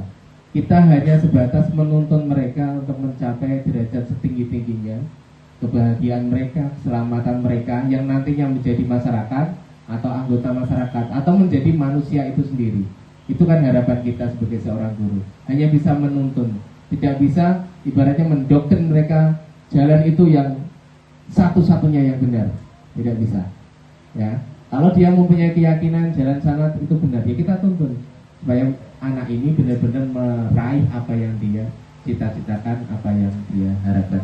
Seperti itu, sekali lagi terima kasih. Saya harapkan untuk kedepannya kita saling bekerja sama, berkolaborasi untuk meningkatkan budaya positif di sekolah kita, supaya nanti sebagai visi sekolah kita, terutama untuk mencapai peserta didik yang mempunyai karakter profil pelajar Pancasila, bisa kita wujudkan bersama. Terima kasih dari awal hingga akhir. Apabila ada kata-kata saya yang kurang berkenan, saya manusia biasa. Sekali lagi saya mohon maaf yang sebesar-besarnya. Saya sampaikan lagi terima kasih kepada teman-teman yang telah antusias di sini. Di sini tadi tidak ada yang saling menghakimi ya, tidak ada yang saling menghakimi. Harapannya kita saling sama-sama koreksi diri masing-masing, refleksi diri masing-masing. Habis itu nanti kita berkolaborasi bagaimana sih menumbuhkan budaya positif di SMP Negeri 4 Bengalan. Seperti itu dari saya, kurang lebihnya mohon maaf. Saya akhiri. Assalamualaikum warahmatullahi wabarakatuh. Assalamualaikum warahmatullahi wabarakatuh. Waalaikumsalam warahmatullahi wabarakatuh. Selamat pagi dan salam sejahtera bagi kita semua. Bapak Ibu Guru wali kelas yang saya hormati, menindaklanjuti diseminasi saya tentang budaya positif. Ini saya mau berkolaborasi dengan semua Bapak Ibu Guru wali kelas terutama untuk menghasilkan sebuah produk nantinya sebagai outputnya, yaitu lebaran keyakinan kelas. Ya, kalau yang sekarang sudah ada kesepakatan kelas bisa dinaikkan lagi menjadi keyakinan kelas. Ya kan? Kalau kesepakatan kelas lebih spesifik. Contoh, mama ada sesuatu yang kita sepakati terus ada konsekuensinya, ketika anak-anak melanggar ada konsekuensinya. Nah, kalau itu tinggal dinaikkan lagi levelnya menjadi keyakinan kelas. Ya, harapannya nanti ada dua untuk seperti ini, nanti satunya adalah kesepakatan kelas dan satunya nanti adalah keyakinan kelas. Nanti itu akan menjadi dokumentasi saya bahwasanya di kelas itu Bapak wali kelas itu sudah ada semua di dan mungkin di depan atau di belakang. Nah, dalam membuat kesepakatan kelas harus melibatkan siswa. Begitu juga dengan keyakinan kelas. Harus melibatkan siswa. Jangan sampai namanya kesepakatan kita bikin secara sepihak ini, kita bikin dari rumah terus kita pajang, anak-anak tidak tahu kesepakatannya apa. Nanti itu menjadi hal yang kurang baik. Harapannya kesepakatan kelas disepakati bersama, ada guru, ada siswa, kemudian dinaikkan lagi levelnya menjadi keyakinan kelas seperti ini.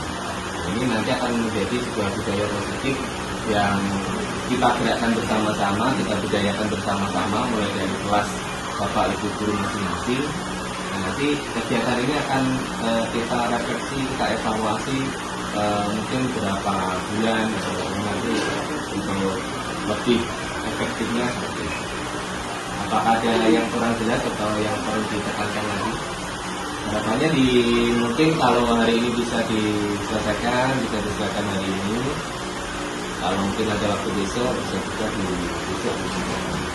Kalau perlu saya untuk mendampingi kelas atau mendampingi Bapak Ibu guru masuk di kelas juga.